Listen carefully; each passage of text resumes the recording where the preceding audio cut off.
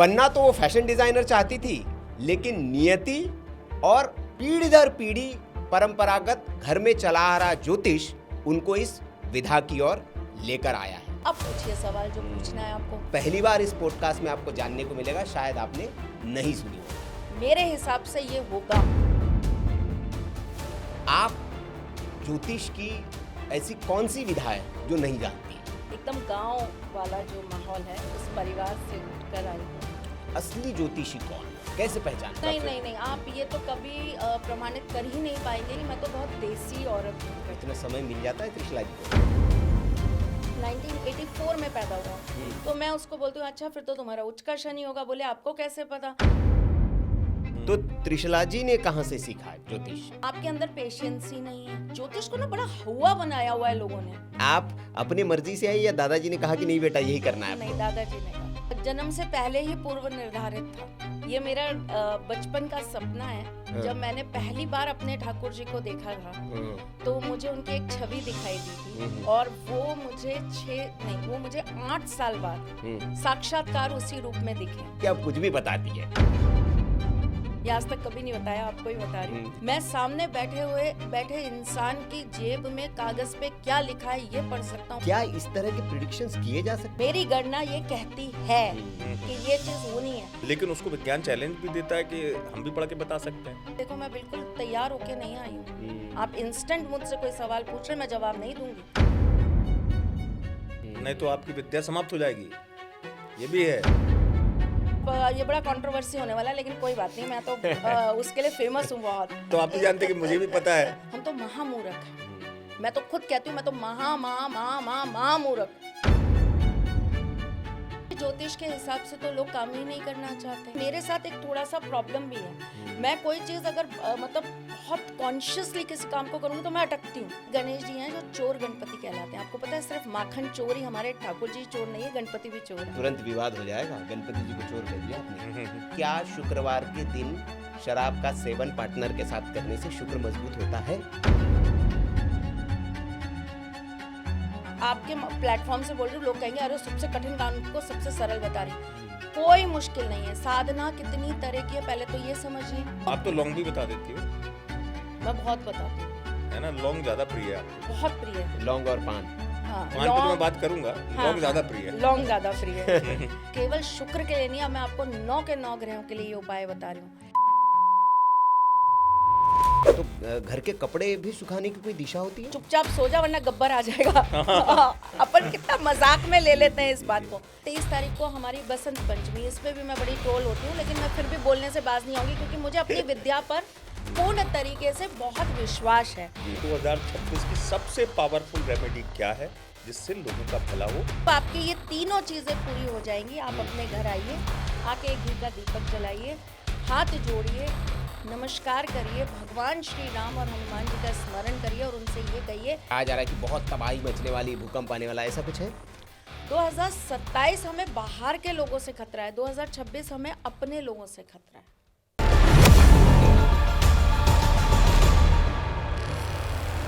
नमस्कार। ज्योतिष डराता है या दिशा दिखाता है? यह सवाल उस दौर में पूछा जा रहा है जब हर दूसरा व्यक्ति ज्योतिषी है और सोशल मीडिया पर आकर ज्योतिष का ज्ञान दे रहा है। आज हमारे साथ है एक ऐसी साधिका जिन्हें किसी परिचय की जरूरत नहीं है, क्योंकि उन्हें आप कई बार, सैकड़ों बार देख चुके हैं। हर फोन में वो मौजूद है और जब भी फोन स्क्रॉल करते हैं तो वो आपके सामने प्रकट हो जाती है, ज्योतिष के बारे में बात करते हुए, उपाय बताते हुए। बनना तो वो फैशन डिजाइनर चाहती थी, लेकिन नियति और पीढ़ी दर पीढ़ी परंपरागत घर में चला आ रहा ज्योतिष उनको इस विधा की ओर लेकर आया है। उनका दावा है कि वो ज्योतिष के हर विधा को जानती है, उसकी जानकार है। इसलिए आज पॉडकास्ट में हम उनसे कुछ तीखे सवाल भी पूछेंगे, ज्योतिष की जानकारी भी लेंगे, ग्रह गोचर पर बात करेंगे और साथ ही साथ उनके बारे में भी कुछ ऐसी दिलचस्प बातें जानेंगे जो पहली बार इस पॉडकास्ट में आपको जानने को मिलेगा, शायद आपने नहीं सुनी हो। हमारे साथ है आप सबकी प्यारी और दुलारी त्रिशला चतुर्वेदी जी। बहुत स्वागत है आपका त्रिशला जी। जय श्री और कृष्ण भैया। तिवारी जी भी हमारे साथ है, चूंकि तिवारी घराने की बहू है तो तिवारी जी अब स्वागत करेंगे। ने मेरी तरफ से आपका बहुत स्वागत है, आभार पहले है, स्वागत है कि आपने अपने व्यस्तम समय से हालांकि आभार बात का विषय होता है, लेकिन शुरुआत में आभार के साथ बहुत स्वागत त्रिशला जी। थैंक यू, आप लोगों ने बुलाया उसके लिए सहृदय धन्यवाद। जी त्रिशला जी, पहला सवाल मेरा आपसे ये है, शुरुआत करते हैं हम अलग अलग विषयों पर अलग अलग सेगमेंट्स में बात करेंगे, जिसमें एक सेगमेंट आपके ऊपर भी है जो दर्शक पहली बार हमारे जो आपको जान रहे हैं, तो आप ज़रा बताइए कि त्रिशला चतुर्वेदी हैं कौन दर्शकों को, और आप ज्योतिष की ऐसी कौन सी विधा है जो नहीं जानती हैं? मतलब जानती तो आप मेरे हिसाब से सारा ही सब कुछ वास्तु और सारी, लेकिन कौन सी ऐसी विधा है जो नहीं जानती और आप कौन है? देखिए, मैं कौन हूँ तो मैं आपको एक चीज़ बताऊँ। मैं बहुत सिंपल एक भारतीय ब्राह्मण स्त्री हूँ, जो बहुत ही बेसिक जिसे कहते हैं एकदम गांव वाला जो माहौल है उस परिवार से उठकर आई हूँ। और ज्योतिष हमारे घर में परिवार में 10 पीढ़ियों से चल रहा था जी। मतलब मैं 10वीं हूँ अपने घर की और मेरी बिटिया 11वीं है।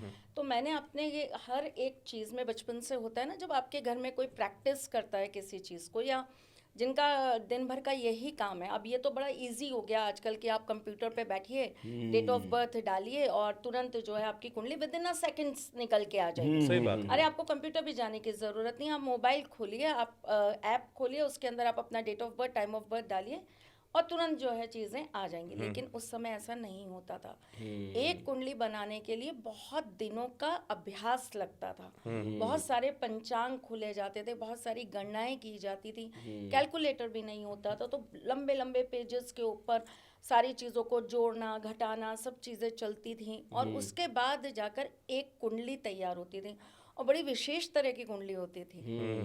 उसके अंदर जो अंक भी लिखे रहते थे वो भी हिंदी में अंक होते थे, 1 2 3 4 जो हमारे खाने थे उसके अंदर अंक भी। अच्छा, उसमें आप ये देखिए, सबसे अच्छी बात क्या है, सूर्य को कभी सूर्य नहीं लिखा गया। अच्छा।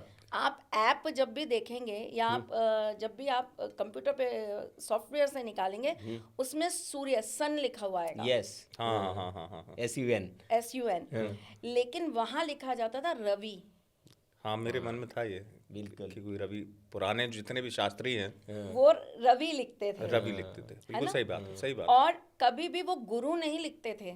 जुपिटर को गुरु नहीं लिखा, अभी तो वो गुरु लिखा हुआ आ जाता है, गुरु नहीं लिखते थे, वो बृहस्पति लिखते थे। उसका एक सबसे बड़ा कारण क्या था कि वो काम करते थे हमारे ज्योतिष के साथ, हमारे वेदों, उपनिषद, निषेध और शास्त्रों को लेकर।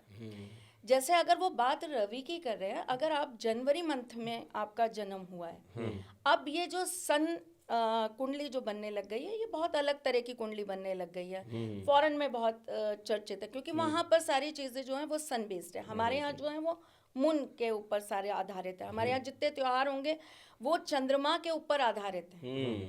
दिवाली जिस दिन अमावस होगी उस दिन, पूर्णिमा होगी उस दिन होली, इसी प्रकार से हमारे यहाँ चौथ, इसी प्रकार से हमारे यहाँ अष्टमी, इसी प्रकार से नवरात्रि, सब चीजें जो है चंद्रमा के गणना के हिसाब से चलती है।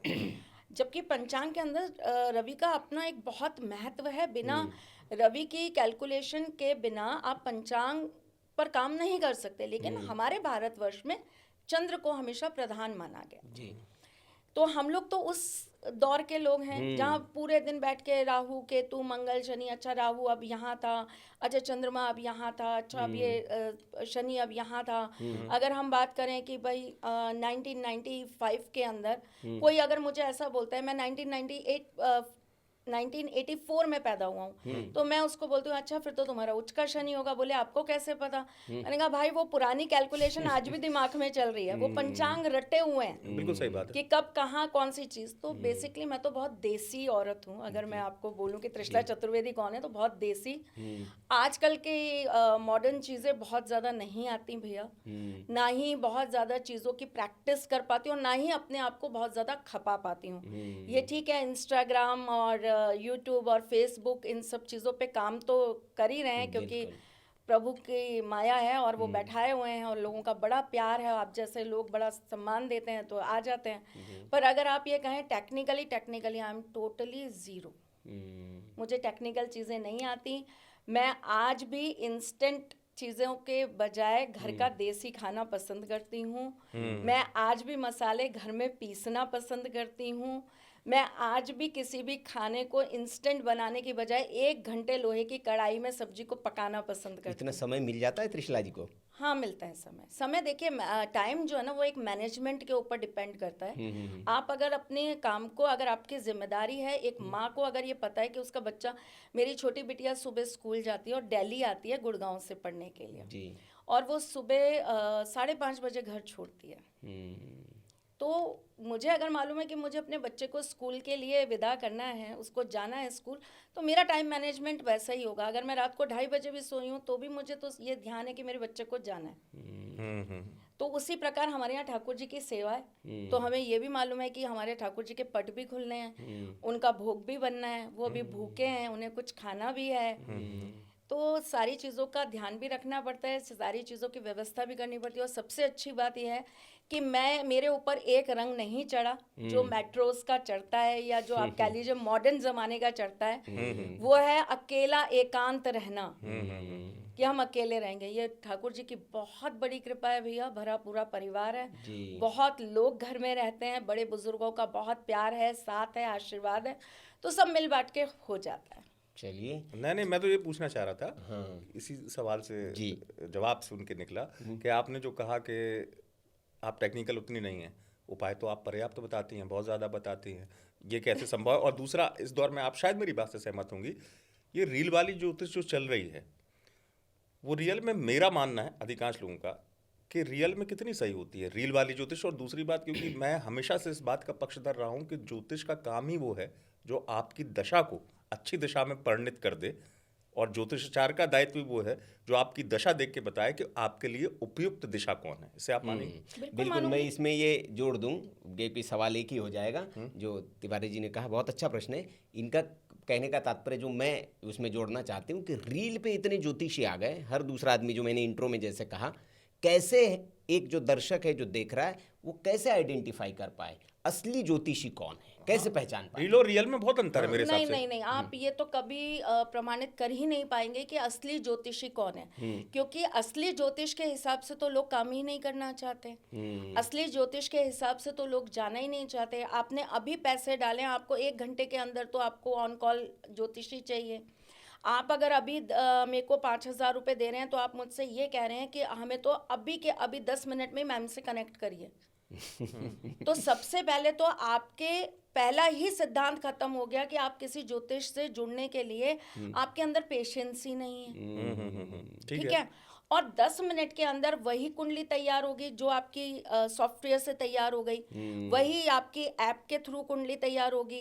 वो चीज़ें आपकी कितनी कैलकुलेटिव होगी, ना वो आपसे हाथों की रेखाएं मांगते हैं, ना वो आपके फेस की फोटो मांगते हैं, ना वो आपका आभा मंडल चेक करते हैं, ना वो ये चेक करते हैं कि आपके हाथ की लकीरें आपके ग्रहों के साथ कितनी मैच कर रही हैं, आपकी दशा महादशा के अनुसार आपके चेहरे की रूपरेखा कैसी चल रही है। हम तो कई केसेस में ऐसा भी बोलते हैं कि 5 साल पहले की फोटो भेजिए, क्योंकि उस समय राहु की दशा थी, अभी चेंज हो गया, अब आप भेजिए, अब देखते हैं आप कितना अंतर है। तो आप यकीन मानिए भैया, दशा चेहरा बदलती है, दशा चेहरा बदलती है। तो इतना पेशेंस कहाँ है लोगों में? ज्योतिषियों पर उंगली हम उठा सकते हैं। देखिए, मैं सही और गलत तो किसी को नहीं कह सकती, हर फील्ड में अच्छा भी है और बुरा भी है, लेकिन अगर हम ज्योतिष को समझने की कोशिश करें, ज्योतिष को ना बड़ा हुआ बनाया हुआ है लोगों ने, हो ज्योतिष ज्योतिष।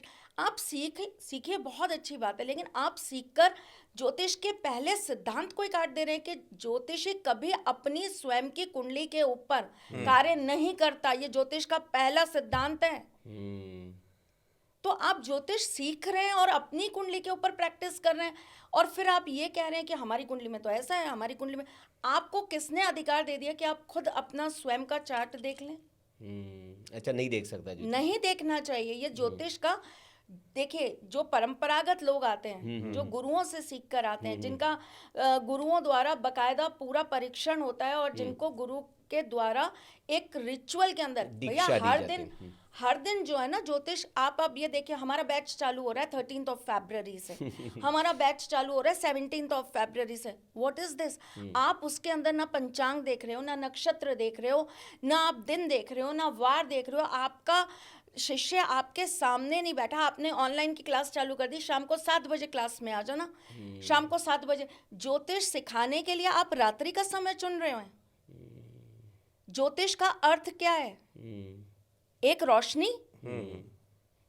एक लाइट। आपकी कुंडली को एक लाइट देने का काम करता है एक ज्योतिषी। ज्योतिष आपकी अंधकार में पड़ी हुई कुंडली में एक प्रकाश डालने का काम करता है। यही मेरे हिसाब से यही सही परिभाषा है। मैंने भी वही कहा था कि जो दशा को अच्छी दिशा दे, है ना? दशा देखे हो दिशा दे। ये सबसे अच्छी चीज है। आप क्या कर रहे हो? 7 बजे शाम को आप क्लास दे रहे हो, मतलब सूर्य अस्त हो गए उसके बाद आप पढ़ाना स्टार्ट कर रहे हो। क्या स्टूडेंट सीखेगा और क्या आप सिखाएंगे? एक चीज। अच्छा, क्या होता है, आप अगर ये इतना इजी है ऑनलाइन ज्योतिष सीखना, जबकि मुझे ऐसा लगता है सबसे टिपिकल काम है ज्योतिष। मैं एक ज्योतिषी होके ये बोल रही हूँ, एक ज्योतिष सीखना इस दुनिया का सबसे कठिन सब्जेक्ट को सीखना है, जिसे लोगों ने बड़े चने के भाव बेचना चालू कर दिया है ना? राइट। अब आप परंपरागत हो गए किस चीज के लिए? एक विषय के लिए। हमने न्यूमरोलॉजी सिखाना चालू किया। न्यूमरोलॉजी सिखाने से पहले आप पहले ग्रहों का अध्ययन तो कराइए, ग्रहों का परिचय तो कराइए। जब ग्रहों का परिचय होगा तभी तो न्यूमरोलॉजी आएगी लोगों को समझ में। चलिए ठीक है, अब यहाँ पर हम एक दूसरे तरीके से इस बात को और समझाने की कोशिश करते हैं। आप जब बात करते हैं ज्योतिष की, आप जब अपने किसी भी स्टूडेंट को सिखाते हैं, स्कूल में हम बच्चे क्यों भेज रहे हैं? मैं क्यों 5:30 बजे सुबह अपनी लड़की भेज रही हूँ स्कूल? ऑनलाइन भी तो क्लासेस ले सकती है मेरी गुड़िया। मैं क्यों भेज रही हूँ? क्यों? क्योंकि जब आप अपने टीचर के सामने होते हैं तो टीचर आपको भैया कभी भी लाइफ के अंदर आपको केवल किताबी ज्ञान नहीं देता, व्यवहारिक ज्ञान देता है। व्यवहारिक ज्ञान देता है। वो आपके ऊपर ना नजर रखता है, नहीं ये बच्चा ठीक नहीं है। बहुत सारे अब तो ऐसे स्कूल्स हो गए हैं जहाँ पर साइकेट्रिस्ट बुलाए जाते हैं, हम जैसे लोगों को बुलाया जाता है, आप आइए बच्चों के साथ थोड़ा सा समय बिताइए, बच्चों की साइकोलॉजी रीड करने की कोशिश करिए, बच्चों से बात करिए, उन्हें अलग अलग एक्टिविटीज़ में लाया जाता है। तो उसके अंदर एक आजकल नया ट्रेंड चालू हुआ है अच्छे स्कूल्स में, वो बच्चों को एक इमोशनल टेस्ट कराते हैं कि ये बच्चा कितना इमोशनल है, ये अंदर से कितना खाली है। पेरेंट्स दोनों नौकरी करने जाते हैं, घर पहुंचे वहाँ पे एक मेड है जो लाके आपको लंच दे देती है गरम करके। बच्चा वो आपका बाबू आपका कपड़ा रखा है, आप पहन लेना, फिर आप 2 घंटे सो जाना, शाम को मैं आपको पार्क ले चलूंगी, 1 घंटा आप खेलना। आपने बच्चे को रोबोट बना के रखा हुआ है। दिनचर्या तय है उसकी पहले से। उस बच्चे के अंदर ना इमोशनल चीज़ों को हैंडल करने की चीज़ें। रात को 9 बजे माँ बाप आ रहे हैं, अरे अच्छा ठीक है, खाना डिनर कर लिया साथ में, बेटा तुमने ये करा? बेटा हाँ मम्मा ये करा, हाँ पापा ये करा, ठीक है, अच्छा चलो सो जाओ, सुबह तुम्हें जल्दी उठना है। इतनी सी मुलाकात बच्चे के साथ आपकी हो रही है। गुरु का सानिध्य बहुत जरूरी है। तो त्रिशला जी ने कहाँ से सीखा ज्योतिष? ये लोगों का सवाल अपने होगा दादाजी से। जी।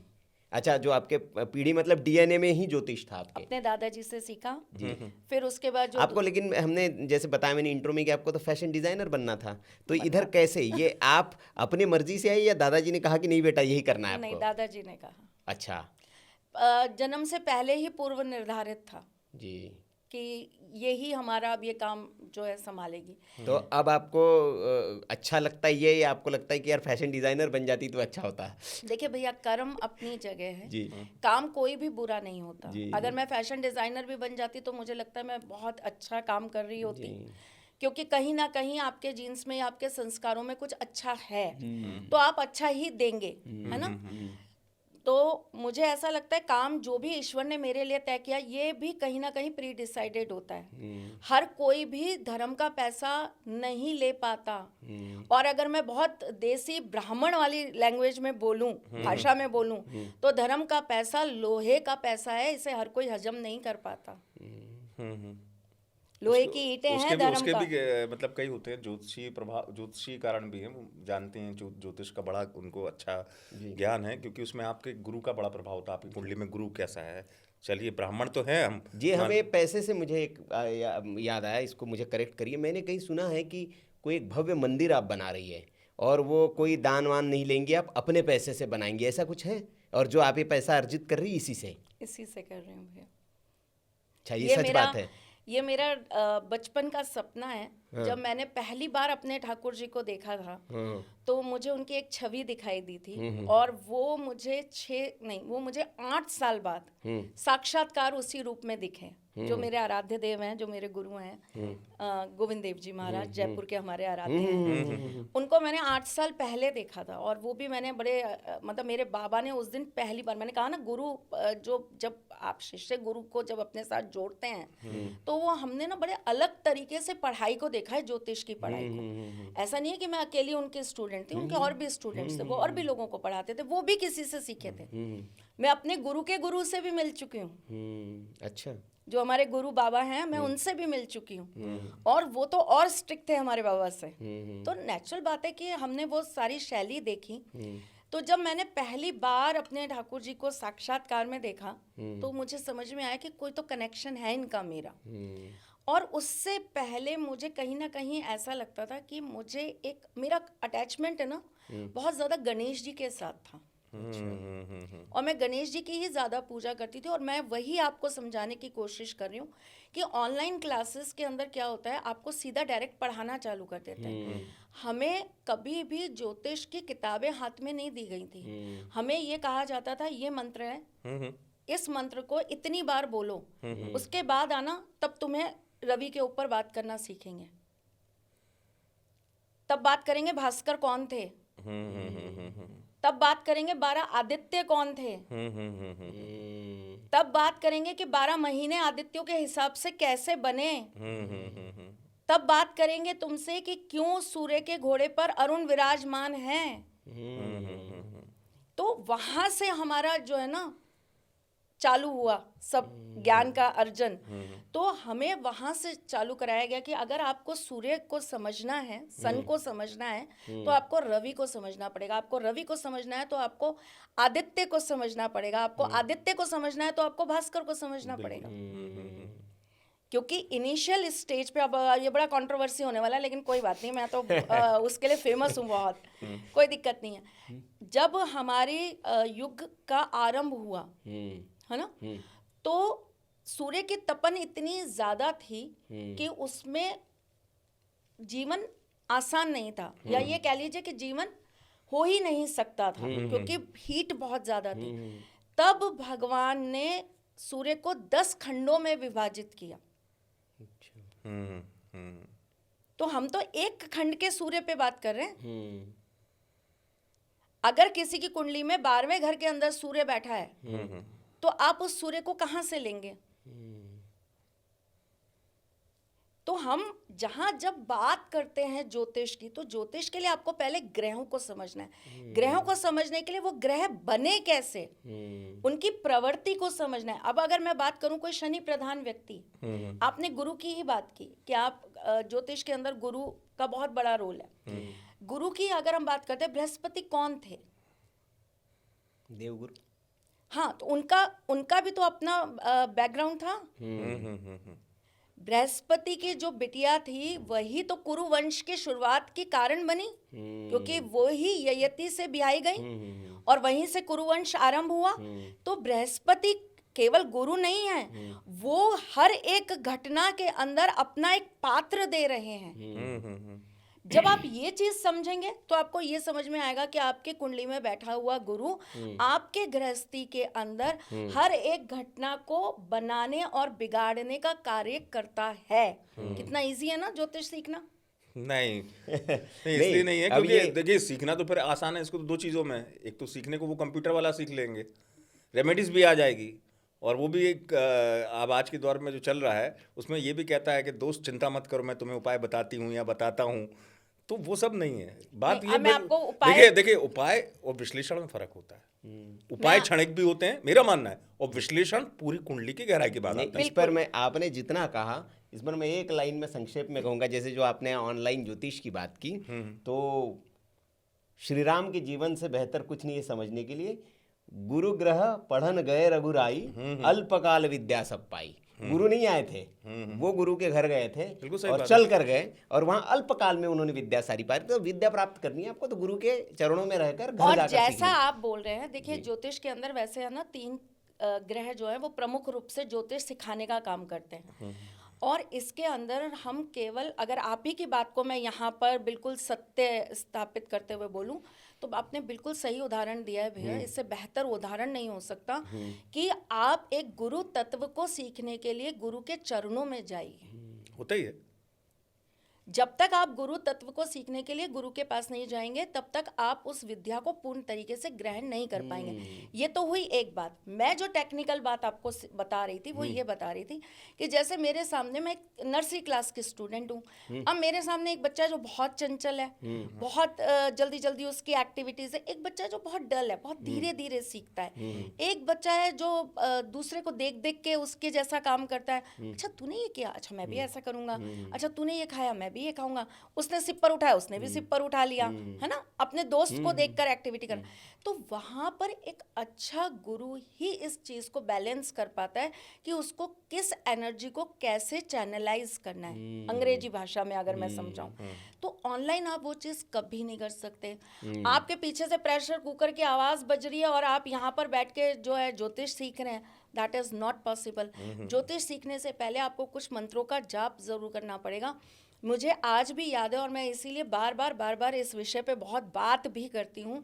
जिस दिन मुझे शुक्र पढ़ाना था मेरे बाबा को, मेरे बाबा ने मुझे एक मंत्र दिया और उन्होंने बोला ये मंत्र जो है तुम्हें 1008 बार इसका जाप करना है।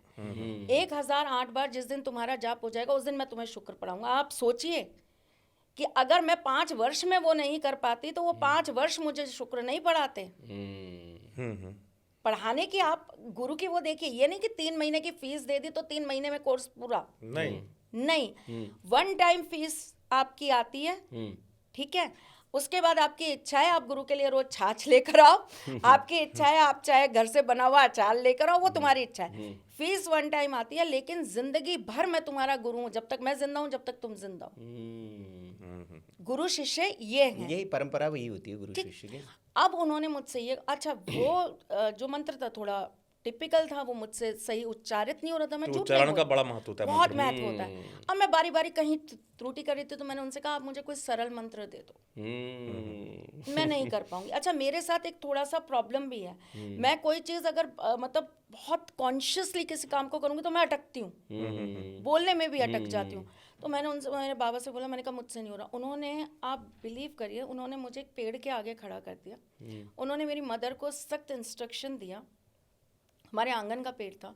उन्होंने मेरी मम्मी को कहा ना खाने को दोगी ना पीने को दोगी, जब तक ये कर न ले, जब तक ये सही 108 मंत्र इस पेड़ के आगे ना बोल दे, तब तक इसे घर के अंदर मत आने देना, ये आंगन में ही रहेगी।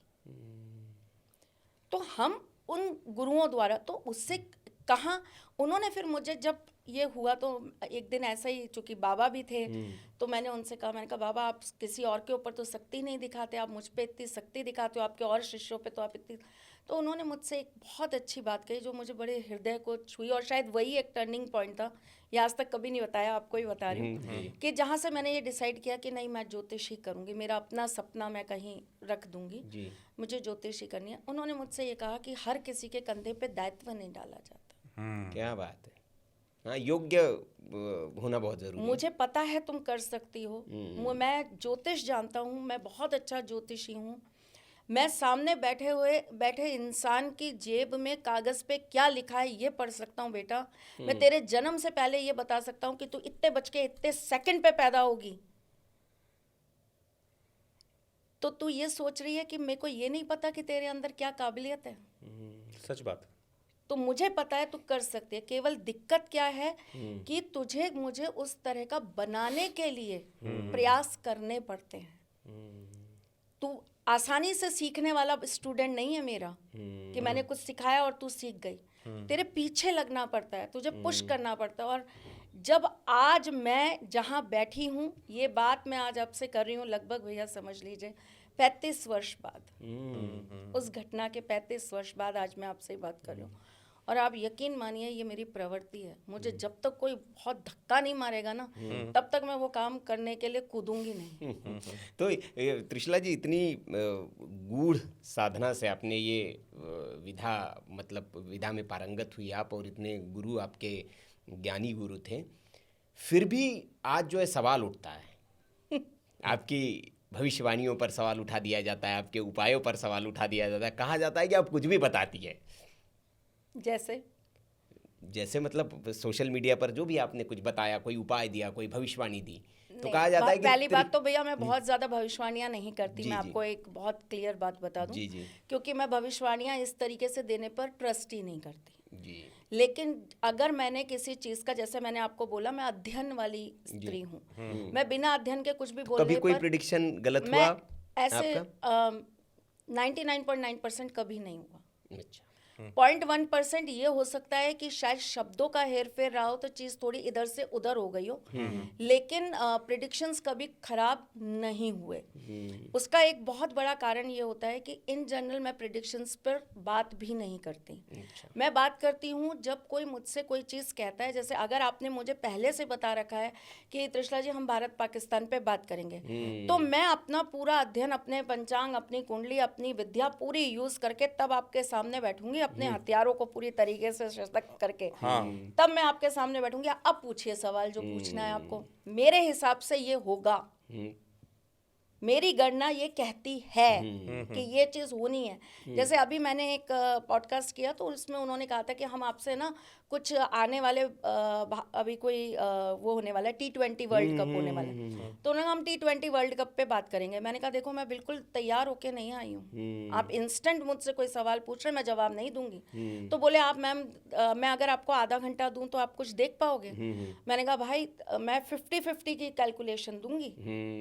हाँ सही बात है, मैं संभावित कैलकुलेशन दूंगी, मैं आपको बिल्कुल 100% वाली कैलकुलेशन नहीं दूंगी, क्योंकि आप मुझसे इंस्टेंट पूछ रहे हैं। इसके लिए एक तरीका होता है, आपको अपने आराध्य से, अपने गुरु से पहले उस चीज़ की इजाज़त लेनी पड़ती है कि क्या मैं ये चीज़ कर सकती हूँ या नहीं कर सकती हूँ।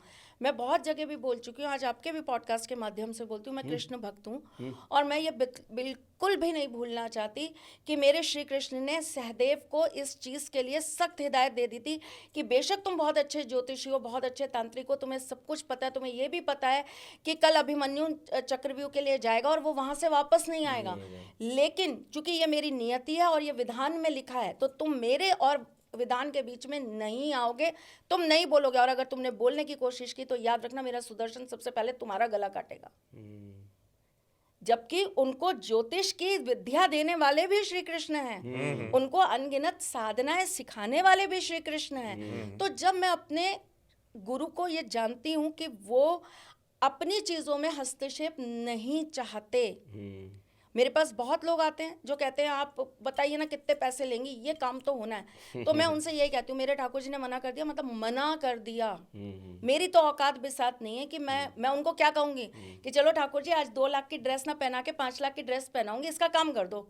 ये रिश्वत इंसानों में चलती है, भगवान में नहीं जी। तो मेरा त्रिशला जी ये था कि जैसे आपने कहा मैच से ही आपने बात की, क्या इस तरह के प्रिडिक्शंस किए जा सकते हैं? क्योंकि मैच में 12 खिलाड़ी, अलग अलग देश, क्या ये संभव है? देखिए प्रिडिक्शंस 3 तरह से होते हैं, मैं आपको तीनों विधियां बता देती हूँ। आपने ना, चूंकि हम लोग, मेरे को लगता है एक ही दौर और एक ही एज ग्रुप के लोग हैं, तो हमारे वाले भी लोग समझ पाएंगे, शायद जेनजी ना समझे पर अपन समझ पाएंगे। जिस समय गायनीज डॉक्टर नहीं हुआ करते थे, जहाँ जगह जगह हॉस्पिटल नहीं हुआ करते थे, वहाँ पे ना दाइयाँ हुआ करती थी, घर में डिलीवरी होती थी, घर में डिलीवरी होती थी।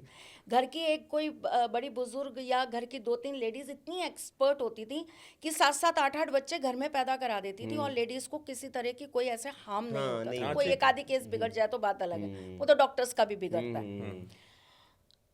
उनको कौन सा मेडिकल नॉलेज था? नहीं ना, अनुभव परंपरागत अनुभव था, प्रैक्टिस थी, उन्होंने चीजें करी, सीखी और करना स्टार्ट किया। तो इसी तरह ज्योतिष के अंदर जो साधक हैं, जो चैंट करते हैं, जो पूजाएं करते हैं, और खासकर जिनकी कुंडली में केतु उनका एक्टिव होता है। जैसे अगर किसी का केतु 11वें घर का है तो नेचुरल बात है 5वें घर का राहु हो गया। किसी का केतु अगर दूसरे घर का है तो 8वें घर का राहु हो गया। अगर उसके अंदर आपको नक्षत्रों का भी सपोर्ट मिल गया, जैसे केतु अगर आपके दूसरे घर में बैठा है, अब उसको नक्षत्र वो मिल गया जिससे उसको फुल एनर्जी मिल रही है, उसको पूरी तरीके से बल मिल रहा है, तो ऐसी कंडीशन में ऐसे व्यक्ति के मुख से निकली हुई बात सत्य हो जाती है। उसमें कोई मतलब उसकी क्वालिटी नहीं है, ये उसके अंदर जो चक्र है इनबिल्ड आया है, इनबिल्ड आया है। या आप अगर अब इसको हम अगर नहीं तो फिर तो ऐसे तो इस दौर में बाबा बागेश्वर भी हैं, उनकी मुंह की बात निकली, चलो उनके वो पास साधना है, नहीं तो वो पर्चा है ना उसमें, सिद्धि, तो उनके पास साधना है ना। तो और भी हमने देखे, चलिए धीरेन्द्र शास्त्री को लेकर आप, उनके पास साधना है, हाँ। हनुमत साधना है, हाँ ऐसे और भी संत हैं जो बताते हैं, हाँ। लेकिन उसको विज्ञान चैलेंज भी देता है कि हम भी पढ़ के बता सकते हैं, ऐसे तो फेस रीडिंग करके। आजकल तो बच्चे वो माइंड रीडिंग कर ही रहे हैं ना, कितने छोटे छोटे बच्चे योग के माध्यम से और कुछ प्रैक्टिसेस करके। एक लड़की है बड़ी वायरल हुई थी अभी इंटरनेट पे, जो ये कहती थी कि अच्छा ये लिख दीजिए आप, मैं आपका मोबाइल का पासवर्ड भी बता देती हूँ। हाँ नहीं मैं वही जानना चाह है रहा ना। था। तो देखिए ये जो चीजें हैं ये इनबिल्ड है, मैं इनबिल्ड की बात कर रही हूँ। हाँ, नहीं, चूंकि आपने बताया कि वो लेकिन चूंकि एस्ट्रोलॉजर तो बात थोड़ी ना होंगी अपनी हरकत से, एस्ट्रोलॉजी तो लगाऊंगी ना। अगर वो लड़की मुझे कहीं मिल गई तो उसकी कुंडली के रिसर्च तो करूंगी ना, भाई तेरे पास ये इनबिल्ड आया कैसे। बेशक तूने सीखा, बेशक तुझे ऐसा कोई गुरु मिल गया जिसने तुझे ये चीज सिखा दी, पर बिन हरि कृपा मिले नहीं संता।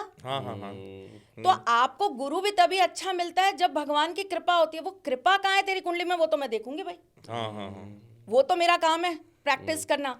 आप मीडिया में क्यों हो, आपकी कुंडली मेरे पास आएगी, मैं ये जरूर देखूंगी आप मीडिया में क्यों हो। आप तो संभाव देखेंगे मेरा, उसका संबंध कौन से घर से है, फिर शुक्र और राहु का कॉम्बिनेशन कहाँ से आ रहा है, फिर सबसे बड़ी बात आप वाणी से कमा रहे हैं। हाँ, आप वाणी से लोगों से जुड़े हैं, बुध कहाँ है? तो आपका वाणी नहीं सर, गुरु नहीं सर, हाँ। आपके सेकंड हाउस का वाणी का मालिक कहाँ है। अच्छा, बुध कम्युनिकेशन का काम जरूर करता है, लेकिन वाणी तो आपका सेकंड हाउस देगा आपको। अच्छा, जो व्यक्ति अटक अटक के बोलता है, अब उसको हम ये थोड़ा ना कहेंगे कि तेरा बुध ही केवल उसके अंदर, चंद्रमा। नहीं नहीं नहीं नहीं नहीं, आपके सेकंड हाउस का मालिक, उसकी आपकी कुंडली के अंदर प्लेसमेंट कैसी है, वो कौन से ग्रह से पीड़ित है, या उसका किसके साथ संबंध अच्छा है, या उसके वो जिस नक्षत्र में बैठा है उस नक्षत्र के साथ उसका कैसा प्रभाव है, ये चीजें बताती हैं। कई लोगों को मैंने देखा है वो बोल अच्छा नहीं पाते, हिचकते हैं बोलने में, हकलाते हैं बोलने में, लेकिन आप उनको गाना गाने के लिए कहिए, बेहतरीन गाना गाते हैं, बिना रुके गाना कई गाते हैं। उदाहरण है ऐसे। तो उसके अंदर क्या है, कुछ तो है ना सर, यही तो रिसर्च है। कितने एस्ट्रोलॉजर्स इन चीजों पर रिसर्च करते हैं। हमें हमारे गुरु द्वारा कुछ चीजें, आपको मैं कभी मौका मिलेगा, आप कभी हमारे यहाँ आएंगे तो मैं आपको दिखाऊंगी। एक डायरी है मेरी जी, और वो बिल्कुल पुरानी, वो जो भोजपत्र पे लिखी हुई होती है ना, वैसी डायरी है। उस डायरी में लगभग 70 या 80 पेजेस हैं जी, और हर पेज के ऊपर एक वचन है। हमारे गुरु के द्वारा एक वचन, जैसे जैसे हम एक एक स्टेज पर, हमें कौन सा सर्टिफिकेट मिलना था सर, हमें कौन सा क्लास प्रमोट करके नर्सरी से एलकेजी से यूकेजी में जाना था, कौन सा यूनिवर्सिटी में जाकर हमको कहाँ से कुछ हमको मेडल मिल जाना था, या हमको बड़ा भैया सो कॉल्ड गोल्ड मेडल मिल जाना था। गोल्ड मेडल भी बैठे रह जाते हैं। मैं तो ये मानती हूँ जिसके ऊपर गुरु कृपा होती है ना, उसको सर्वस्व मिल जाता है अगर उसका गुरु उससे खुश हो जाता है। तो जैसे जैसे हम एक चीज पार करते थे, हमारे गुरु हमसे एक वचन ले लेते थे। तो उसके अंदर हमें एक ये भी चीज कही गई थी कि जब भी आप किसी की भी कुंडली देखो पैसे लेके, तो आप 2 या 3 कुंडलियों पे फ्री भी रिसर्च करो। अच्छा, अपनी प्रैक्टिस के लिए भी ये वचन है, ये वचन है। नहीं तो आपकी विद्या समाप्त हो जाएगी, ये भी है, ये भी है ना। अब देखो आप गुड़ बातें बता देंगे। अब मैं नहीं, मुझे तो पता है, ये तो आप भी जानते हैं कि मुझे भी पता है। अच्छा, तो तिवारी जी अब आते हैं विषय पे। जैसे इन्होंने कहा कि अब लोगों के इस पे, जैसे आपने कहा, तो आपने अच्छा, आप यहाँ पे जो मैं आपको बता रही थी, हम फिर कहीं से कहीं चले गए। बड़ा अच्छा लग रहा है आप लोगों से बात करना, तो बातें बड़ी सारी निकल रही है, क्षमा चाहूंगी कोई इधर उधर।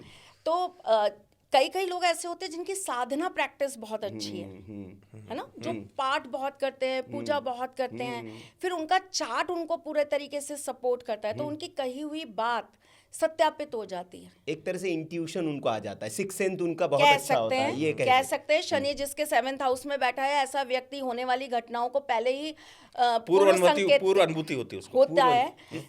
सप्तम में जिसका शनि बैठा है उसको सपने में अपने प्रियजनों का कुछ पीड़ा आने वाली ऐसा होती कुछ है। राहु के साथ भी है?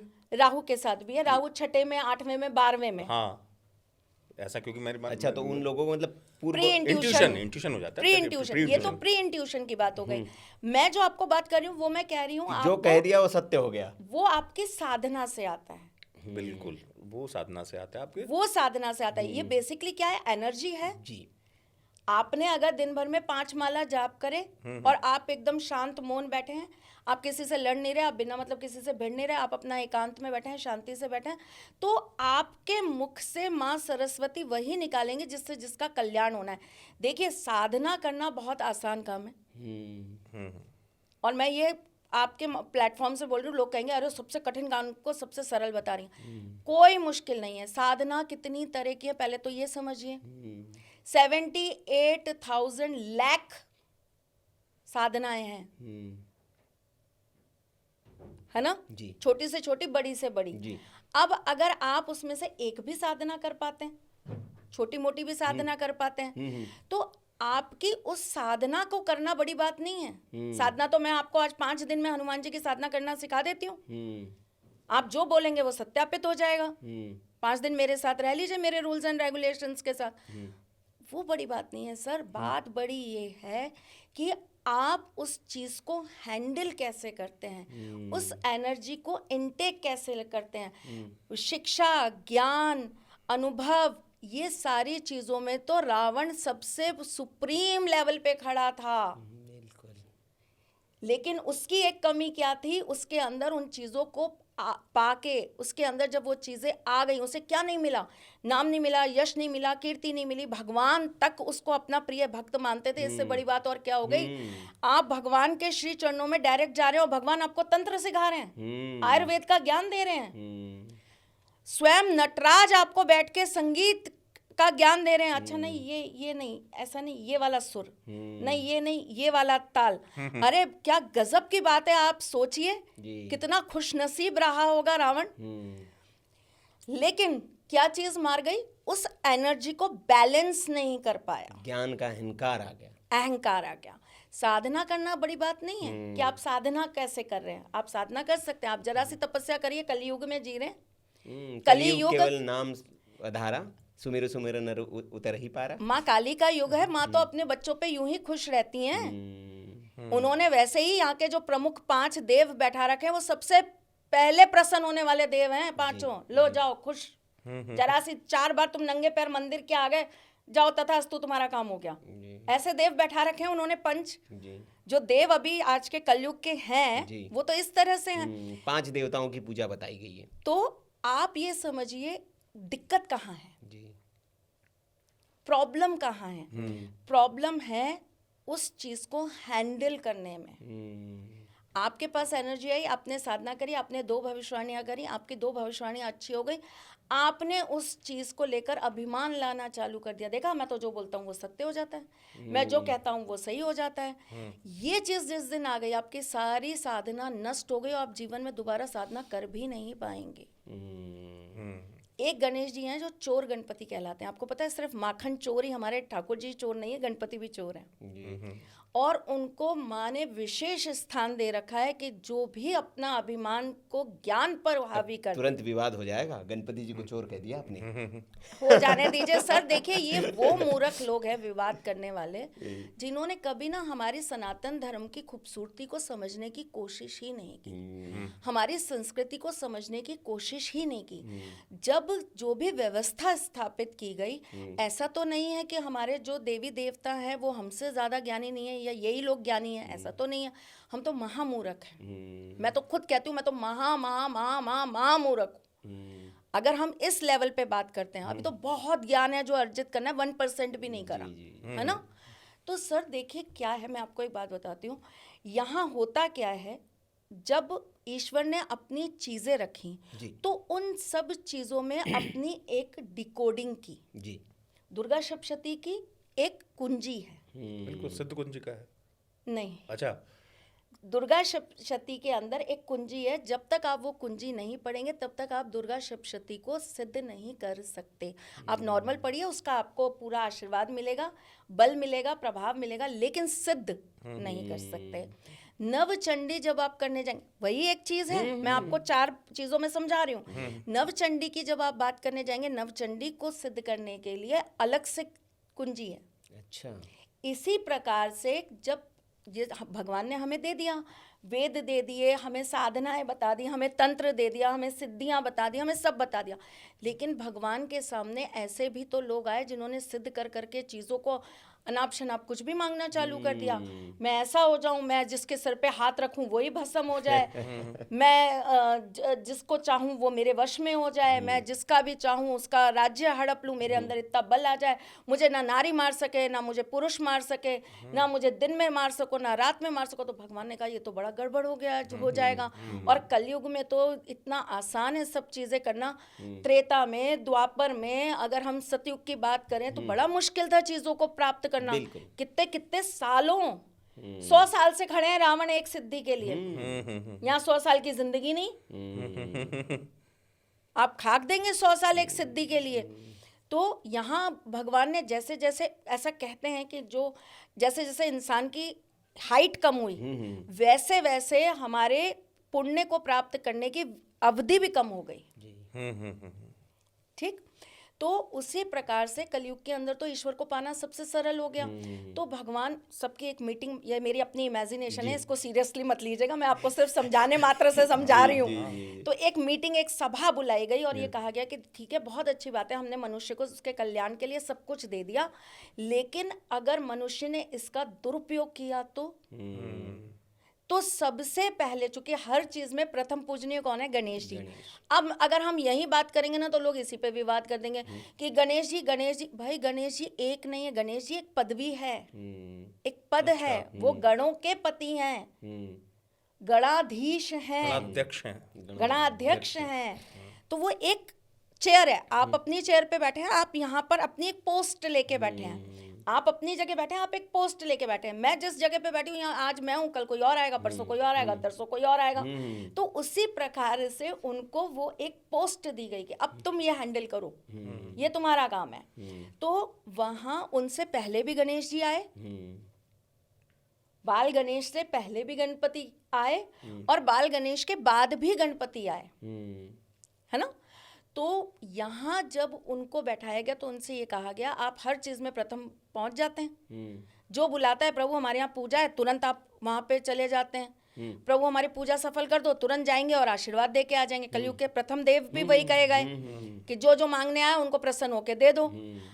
तो यहाँ पर उनका एक विशेष रूप, जो गणपति जी का एक विशेष रूप है 64 गणपतियों में, उनको ये कहा गया कि आप वहां स्थापित रहना, कलयुग के अंदर वहां रहना जहां साधक कोई भी कार्य करे, कोई भी ज्ञान अर्जित करे और खुद पर अभिमान करे, तो उसकी सारी की सारी ज्ञान को और उसकी साधना को चुरा कर ले आना, इसलिए चोर गणपति कहलाया। क्या बात है। अब यही क्वेश्चन मार्क छोड़ जाती हूँ, भैया चोर गणपति का असली नाम क्या है, ये आप कमेंट्स में बताइए, नहीं तो अगले पॉडकास्ट में मैं बताऊँ। हाँ, वो आपको आना है, अगले में बताना है, क्योंकि कमेंट आएंगे तो आप पक्का, बताना। जी। अब आते हैं हम जरा दर्शकों के उस पे, जैसे आपने कहा कि इतनी विद्या आपने हासिल की, इतना ज्ञान आपने हासिल किया, और जी इतने उपाय आप बताती है। एक उपाय हमने सुना, बहुत भ्रम है लोगों में, तो अब जरा उपायों पे आते हैं। शुक्र स्पेशलिस्ट आपको कहा जाता है, शुक्र पर आपके बड़ा गहन अध्ययन है। जैसे आपने कहा कि शुक्र के लिए आपको साधने के लिए मंत्र दिया गया और तब आपने फिर शुक्र की अध्ययन किया। अब शुक्र को जैसे बताया जाता है कि भैया आपको मजबूत करना है तो शुक्रवार के दिन अपने पार्टनर के साथ शराब पीने से आपका शुक्र मजबूत होता है। नहीं, मैं आपकी बात ही नहीं कर रहा हूँ, हम ये जनरल, ये एक रील है, वायरल होती है। मैं क्योंकि शुक्र पर आपका अध्ययन है, मैं आपसे पूछना चाहता हूँ, क्या शुक्रवार के दिन शराब का सेवन पार्टनर के साथ करने से शुक्र मजबूत होता है? देखिए जी, अगर आप मेरी फिर वापस से हम उसी चीज पर नहीं, आप तो उपाय पे मैं अपने पे ही बात करती हूँ। जी। देखिए, अगर हम उपाय की बात करें तो पहली बात यह है कि शराब को लेकर बहुत सारे उपाय कराए जाते हैं, क्योंकि ये सत्य है, ये सत्य है, क्योंकि भैरव बाबा को भी प्रसाद चढ़ता है। चढ़ता है। लेकिन वो तो क्या है, हम बहुत इजी गोइंग हो गए। मैं वापस से आपसे वही बात पर आ रही हूँ कि हम एक्चुअली इंस्टेंट हो गए। गलती इसमें एस्ट्रोलॉजर्स की नहीं है जो बता रहे हैं, क्योंकि वो जो किताबें पढ़ रहे हैं ना, उसमें उनको बड़ी सिंपल लैंग्वेजेस बताई गई हैं, या उनको जो बताने वाले उनके गुरु हैं ना, वो उनको बड़ी सिंपल लैंग्वेज में समझाते हैं। अगर हम उनसे ये कहा जाए ना, मदिरा को पीने से शुक्र अच्छा होता है, तो पहली बात तो वो मदिरा क्या है? शराब नहीं है। वो मदिरा बनाने की विधि ही बिल्कुल अलग है। गुड़ से वो मदिरा बनाई जाती है, गुड़ के रस से, विशेष तिथि पे बनाई जाती है। 4 नवरात्रियां आती हैं, 2 गुप्त 2 प्रत्यक्ष। चारों नवरात्रियों की काली अलग अलग हैं। ठीक है, ठीक।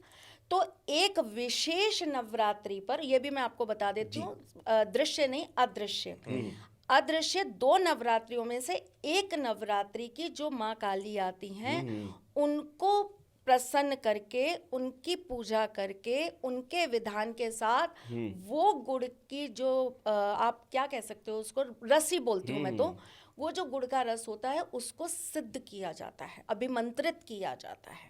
अच्छा। और उसके बाद शुक्र की अगर आपको पीड़ा सता रही है तो फिर कहा जाता है कि शुक्रवार की रात्रि में आपको इसका बूंद भर सेवन करना है। अच्छा, बोतल भर नहीं। सही बात है भाई, उनका भाई बूंद भर सेवन करने के लिए आपको पहले जो स्नान करना है वो औषधियां शुक्र की होंगी। अच्छा। उसको आपको आग पे गरम करके पानी के अंदर लगभग 3.5 घंटे से 5.5 घंटे तक उबालना पड़ेगा, ताकि उसकी पूरी जो कस है वो उस जल में आए। फिर उस जल को आपको ठंडा करना पड़ेगा, क्योंकि शुक्र में गर्म चीजों का सेवन नहीं होता, शुक्र ठंडा है। कई एस्ट्रोलॉजर तो शुक्र को बर्फ कहते हैं। ठीक, तो शुक्र ठंडा है, तो आप पहले उसको ठंडा करिए। माघ पूर्णिमा को ये जो औषधि बनाई जाती है, इसका विशेष पूजन किया जाता है पूरी रात्रि, चंद्रमा की रात्रि में रख के, तभी अभिमंत्रित होती है। अब आप समझिए कितना लंबा प्रोसेस है, ये एक दिन की मदिरा नहीं है। हाँ, कि दुकान से ले आओ।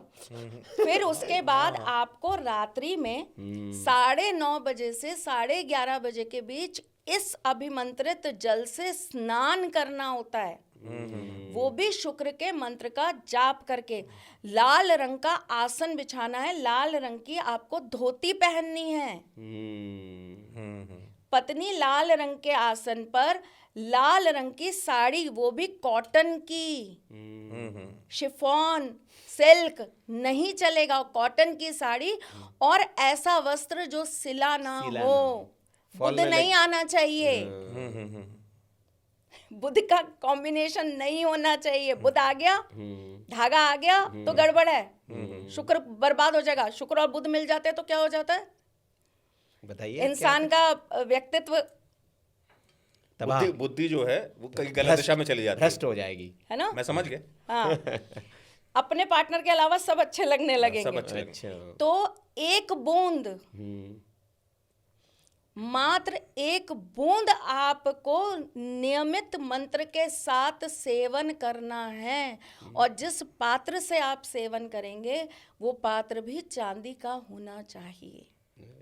लंबी प्रोसेस है ये। अब अगर इतनी लंबी प्रोसेस कोई गुरु अगर आज के डेट में किसी अपने शिष्य को, मेरे जैसा तो यही सिखाता है, तो इसलिए लोग मुझसे ज़्यादा खुश नहीं रहते। अरे मैम की तो बड़े टिपिकल उपाय होते हैं, मैम ऐसे उपाय देती है, मैम वैसे। चलो खैर कोई बात नहीं। तो आप तो लौंग भी बता देती हो। मैं बहुत बताती हूँ भैया, है ना, लौंग ज्यादा प्रिय है आपको। बहुत प्रिय है। लौंग और पान। हाँ, पान पे तो मैं बात करूंगा, लौंग ज्यादा प्रिय है। लौंग ज्यादा प्रिय है। तो आप ये समझिए कि ये एक, पता है किस लिए, अब इसको भी आप समझने की कोशिश करिए ये क्यों है। ये बेसिकली ये उपाय काम करता है कि यहाँ जो पति पत्नी जिनको संतान प्राप्त नहीं हो रही, अच्छा, या जिनकी संतान तो हुई लेकिन किसी कारणवश वो संतान उनकी नॉर्मल नहीं है, अच्छा, और वो दूसरी संतान की प्राप्ति करना चाहते हैं, और वो ये चाहते हैं कि हमारी दूसरी संतान जो है वो नॉर्मल हो। इसलिए तो वो इतना कठिन उपाय है उसका। एक चीज। दूसरी चीज क्या होती है कि आपकी कुंडली के अंदर कुछ ऐसे योग होते हैं, कुछ ऐसे कॉम्बिनेशंस होते हैं जिसकी वजह से एक दो व्यक्तियों के मिलने से एक की ग्रोथ जो है वो रुक जाती है।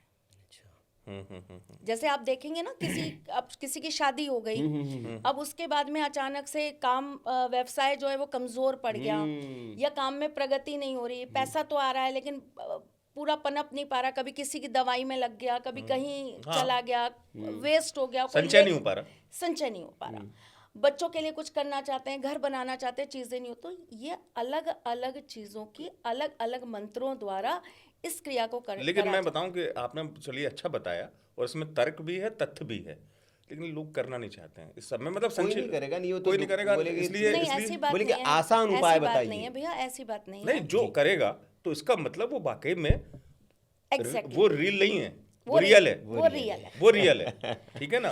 तो एक्चुअली मैं यहाँ पे गलती बताने वाले की उतनी नहीं कहूंगी, मैं यहाँ पे गलती उनकी कहूंगी जो उस चीज को सुनना ही उसी फॉर्म में चाहते हैं। इंस्टेंट बता दीजिए। अच्छा, आपको मैं कितने ऐसे लोग बता दूं जो भैरव जी के मंदिर में शराब केवल इसलिए चढ़ाने जाते हैं क्योंकि उनको उसके बाद में वो प्रसाद अपनी वाइफ को झूठ बोल के ये लेना होता है, आज तो प्रसाद लगाया, ये तो लेना पड़ेगा, ये तो कोई और ले ही नहीं सकता हमारे अलावा। तो उनके पास एक दारू पीने का बहाना है। हाँ, क्या बात। हम भैरव जी के मंदिर में जाते हैं, हम तो वहां पर जाकर उनको बढ़िया से दूध चढ़ाते हैं, जलेबी चढ़ाते हैं, दही चढ़ाते हैं, इमरती चढ़ाते हैं। सबसे प्रिय भोग है इमरती उनका, भैरव बाबा का चढ़ाते हैं। इमरती चढ़ाने से क्या होता है भैरव बाबा को? आपका शनि और राहु दोनों आपका जो है ना वो आपके लिए नेगेटिव इम्पैक्ट नहीं देता, सकारात्मक हो जाता है। केवल इमरती चढ़ाने से? केवल इमरती, लेकिन वो आपको सैटरडे को रात को चढ़ानी है। उसमें भी समय है कि रात्रि समय? बिल्कुल। देखिए, शनिवार के जितने भी उपाय है वो सूर्यास्त के बाद। हाँ, सूर्यास्त के बाद होते हैं। शनि मंदिर भी इसलिए शाम के बाद ही जाया जाता है, क्योंकि सूर्य देव ने, जब सूर्य और शनि के बीच में तर्क वितर्क हुआ था तो शनि देव ने सूर्य देव को बहुत कुछ कहा था। जब उनकी माँ पे बात आई थी तो सूर्य देव ने केवल उनसे ये कहा था कि चूंकि तुम मेरे पुत्र हो, मैं तुम्हारा कुछ बुरा नहीं कर सकता, लेकिन मैं बस तुमसे इतना ही कहूंगा कि जो भी भक्त मेरी मौजूदगी में तुम्हारे कोई भी पूजा करेगा वो पूजा उसको लगेगी नहीं। इसलिए सूर्यास्त के बाद होता है। तो मतलब ये एक संदेश भी दे दिया आपने दर्शकों को कि अगर कोई शनि की साधना करता है या पूजा करता है तो सूर्यास्त के बाद करे तो आपको फल मिलेगा। उसकी वजह भी तर्क भी बताया। चलिए आगे आपका सवाल जो है। नहीं, आप आइए तो उपाय पूछिए। नहीं, तो मैं तो उपाय पे इसलिए आऊँगा क्योंकि शुक्र का आप बताती हैं, और शुक्र का जितना मेरी समझ है आपसे कम होगी, ज्योतिष को थोड़ा बहुत मैं भी पढ़ता हूँ, लेकिन शुक्र जो है उसे अगर हम मानते हैं, अब मैं दर्शकों की इसलिए बात कर रहा हूँ, परेशान तो हैं लोग। चलिए हम ये मान लेते हैं कि रील देख रहे, लोग इसलिए तो देख रहे हैं ना रील की परेशानी का हल मिले। उसमें चलिए हम इंस्टेंट के लिए भी लोगों को जिम्मेदार ना ठहराते हुए ये तर्क दे दें कि भाई उनको उपाय चाहिए। शुक्र के अगर मैं पूछूं त्रिशला जी से, शुक्र के 5 शक्तिशाली उपाय जो आपने पहले कहीं ना बताए हों, और आसान से उपाय, आसान हो, जिससे लोगों की दिशा बदले, खासतौर से आर्थिक हो। मैं ये नहीं कह रहा हूं कि लग्जरी तो आ ही जाती है, सबसे पहले तो आर्थिक स्थिति मजबूत हो, और उसके साथ साथ लोगों के कर्ज, क्योंकि शुक्र का जब आर्थिक स्थिति मजबूत होगी तो कर्ज भी खत्म हो जाएंगे, सब चीजें। शुक्र के 5 शक्तिशाली उपाय जो आप सत्संग के दर्शकों को बताना चाहोगे। बिल्कुल, धन्यवाद। एक तो आपने मुझे इस लायक समझा। नहीं, इसलिए क्योंकि मतलब विश्लेषण हुआ है, इससे पहले मैंने पूरा विश्लेषण सुना कि उपाय कहाँ से निकलते। आप बताइए। देखिए, शुक्र का संबंध सफेद चीजों से है, और शुक्र का संबंध चावल, दही, छाछ, इनसे विशेषता है। ठीक है। दारू तो बहुत दूर की बात है, आप अगर चाहे तो आप इन्हीं चीजों से शुक्र को बहुत अच्छा बलवान कर सकते हैं। किसी भी शिव मंदिर के पुजारी जी को शुक्रवार के दिन अगर आप इन चीजों का दान देते हैं, दान ही कर देते हैं, भेंट कर देते हैं। देखिए, दान में और भेंट में एक अंतर है। भेंट जब दी जाती है ना तो भेंट लेने वाला उसको ये सोचता है, अरे वाह, गिफ्ट, मुझे गिफ्ट मिला। दान जब किया जाता है तो उस दान के बदले सामने वाला आपको आशीर्वाद देता है, क्योंकि उसको ये महसूस होता है। हम करेंगे भैया, वैसे मैंने इस पे किया था एक बार, लेकिन हम इस पे फिर करेंगे। भिक्षा, दीक्षा, दान, इनमें अंतर क्या है ना? ये अलग विषय है, ये हम एक बार इस पे पॉडकास्ट करेंगे इस पर हम। तो आप शुक्रवार के दिन किसी भी शिव मंदिर के पुजारी जी को जब ये चीजें देते हैं तो इससे आपका शुक्र बली होता है। मैं बल देने की बात कर रही हूँ शुक्र को। अब शुक्र अपने आप बल जब नहीं बल में नहीं, आ तो जाएगा, आप बल की बात करें, मैंने टॉप 5 पूछे हैं, उसमें से पहला उपाय ये हो गया। पहला हो गया। अब आप दूसरा लीजिए। शुक्र को अच्छा करने के लिए रात्रि के समय गुलाब का इत्र अपनी नाभि पर जरूर लगाएं, लेकिन उसमें भी शर्त है, आप अपनी नाभि को ढक के सोएंगे और ढकने के लिए आप लाल वस्त्र का उपयोग करेंगे। अच्छा, हाँ, मतलब जैसे हम ऊपर जो भी पहनते हैं वो लाल रंग का पहन सकता है, नाइट वियर जो भी है ना। एक विशेष उपाय मैं आपको बताती हूँ। एक कौड़ी लीजिए। अच्छा, पीली कौड़ी, कौड़ियाँ अलग अलग आती हैं, लाल भी सॉरी काली भी आती है, सफेद भी आती है और पीली भी आती है। आपको लेनी है पीली कौड़ी। पीली कौड़ी। पीली कौड़ी ले लीजिए, उसे आप कच्चे दूध में सुबह शुक्रवार के दिन डाल दीजिए। शाम को आप निकालिए उसमें से, कच्चे दूध में से उसे अच्छे से धो लीजिए गंगा जल से। सॉरी, धोने के पश्चात आप एक दीपक जलाइए घी का। एक पट्टे के ऊपर आप उसे थोड़े से चावलों के ऊपर रख दीजिए कौड़ी को। ठीक है। आप वहां बैठकर महालक्ष्मी जी के या शुक्र के एक माला जाप कर लीजिए, जो आपको इजी लगे। मैं इसलिए कह रही हूँ क्योंकि कई लोग ये कहते हैं हम महालक्ष्मी जी के नहीं कर पाएंगे, हम नॉर्मल हमें बता दीजिए। तो आपको जो इजी गूगल पे समझ में आता है वो आप कर लीजिए। ठीक है। उसके बाद में आप ये दोनों चीज़ों को लाल रंग के कपड़े के अंदर बांध दीजिए। बांधने के पश्चात इसे आप अपने घर के नॉर्थ डायरेक्शन में टांग दीजिए। शुक्र का सबसे बैलेंस्ड उपाय है ये। ठीक है। ठीक है। शुक्रवार के दिन आप इत्र से या इत्र जैसी कोई भी खुशबूदार चीज से, जैसे आजकल तो गुलाब जल आने लग गया, गुलाब जल हो जाता है, हाँ सही बात है ना, तो जिसमें से खुशबू आए, ऐसी चीज से आप स्नान करिए और उसके बाद राधा गोविंद जी के मंदिर में जाएं। वहां जाकर आपको बैठकर माँ राधा के नाम का जाप करना है कम से कम 51 बार। श्री राधे श्री राधे श्री राधे श्री राधे। अपने आप आपका शुक्र अच्छा होने लग जाएगा। शुक्रवार के दिन आप केवल शुक्र के लिए नहीं, अब मैं आपको 9 के 9 ग्रहों के लिए ये उपाय बता रही हूँ। शुक्रवार के दिन आप नहा लीजिए, अपनी दिनचर्या से आप निवृत्त हो जाइए। उसके बाद आप अपने मंदिर के अंदर एक घी का दीपक रखिए, सामने 2 पात्र रखिए, एक पात्र खाली रखिए और एक पात्र के अंदर जल रखिए। ठीक है। अब आप 5 जो है कटोरी रखिए। आपको शुक्र के एक मंत्र का जाप करना है 5 बार और इसमें से थोड़ा थोड़ा जल एक एक कटोरी में डाल देना है। उसके बाद आपको अपने एक हाथ के अंदर इस जल को डालते हुए दूसरे पात्र में डालते चले जाना है। ऐसा आपको 21 बार करना है। ठीक है। अब ये जो जल आपका तैयार हुआ है, इस जल को एक बोतल के अंदर आपको भर के रख लेना है। इसे रात्रि भर आप अपनी बोतल अपने सिरहाने या अपने कमरे के अंदर रख लीजिए। अगले दिन शनिवार को, क्योंकि शुक्र के सबसे प्रिय मित्र जो है वो शनि है। हाँ बिल्कुल। अगले दिन शनिवार को संध्या के बाद रात्रि के समय आप इस जल को ले जाकर किसी सुनसान जगह पर थोड़ा सा गड्ढा करके वहां पे भर दीजिए और ऊपर से फिर मिट्टी वापस से करके इसको बंद करके आ जाइए। शुक्र को बलि करने का इससे बेहतरीन उपाय कोई नहीं है। गन्ने के रस का है कोई संबंध? कई लोगों ने सुना मैंने शुक्र से। गन्ने का रस बेसिकली आपको श्री प्राप्ति के लिए, लक्ष्मी जी की हाँ, प्राप्ति मैंने के मतलब लिए जितना मुझे करवाया जाता है। लेकिन आपने कहा ऐसा उपाय बताइए जो आपने कभी नहीं बताया। नहीं इसलिए नहीं, मैं तो इसलिए कि दर्शकों को एक उपाय और मिल जाएगा आपसे कि वाकई में ये मतलब जो मैंने सुना है बिल्कुल सत्य भैया। गन्ने के रस का संबंध, गन्ने का रस का संबंध है और महालक्ष्मी को प्रसन्न करने, महालक्ष्मी के अष्ट रूप है, अष्टलक्ष्मी होती है।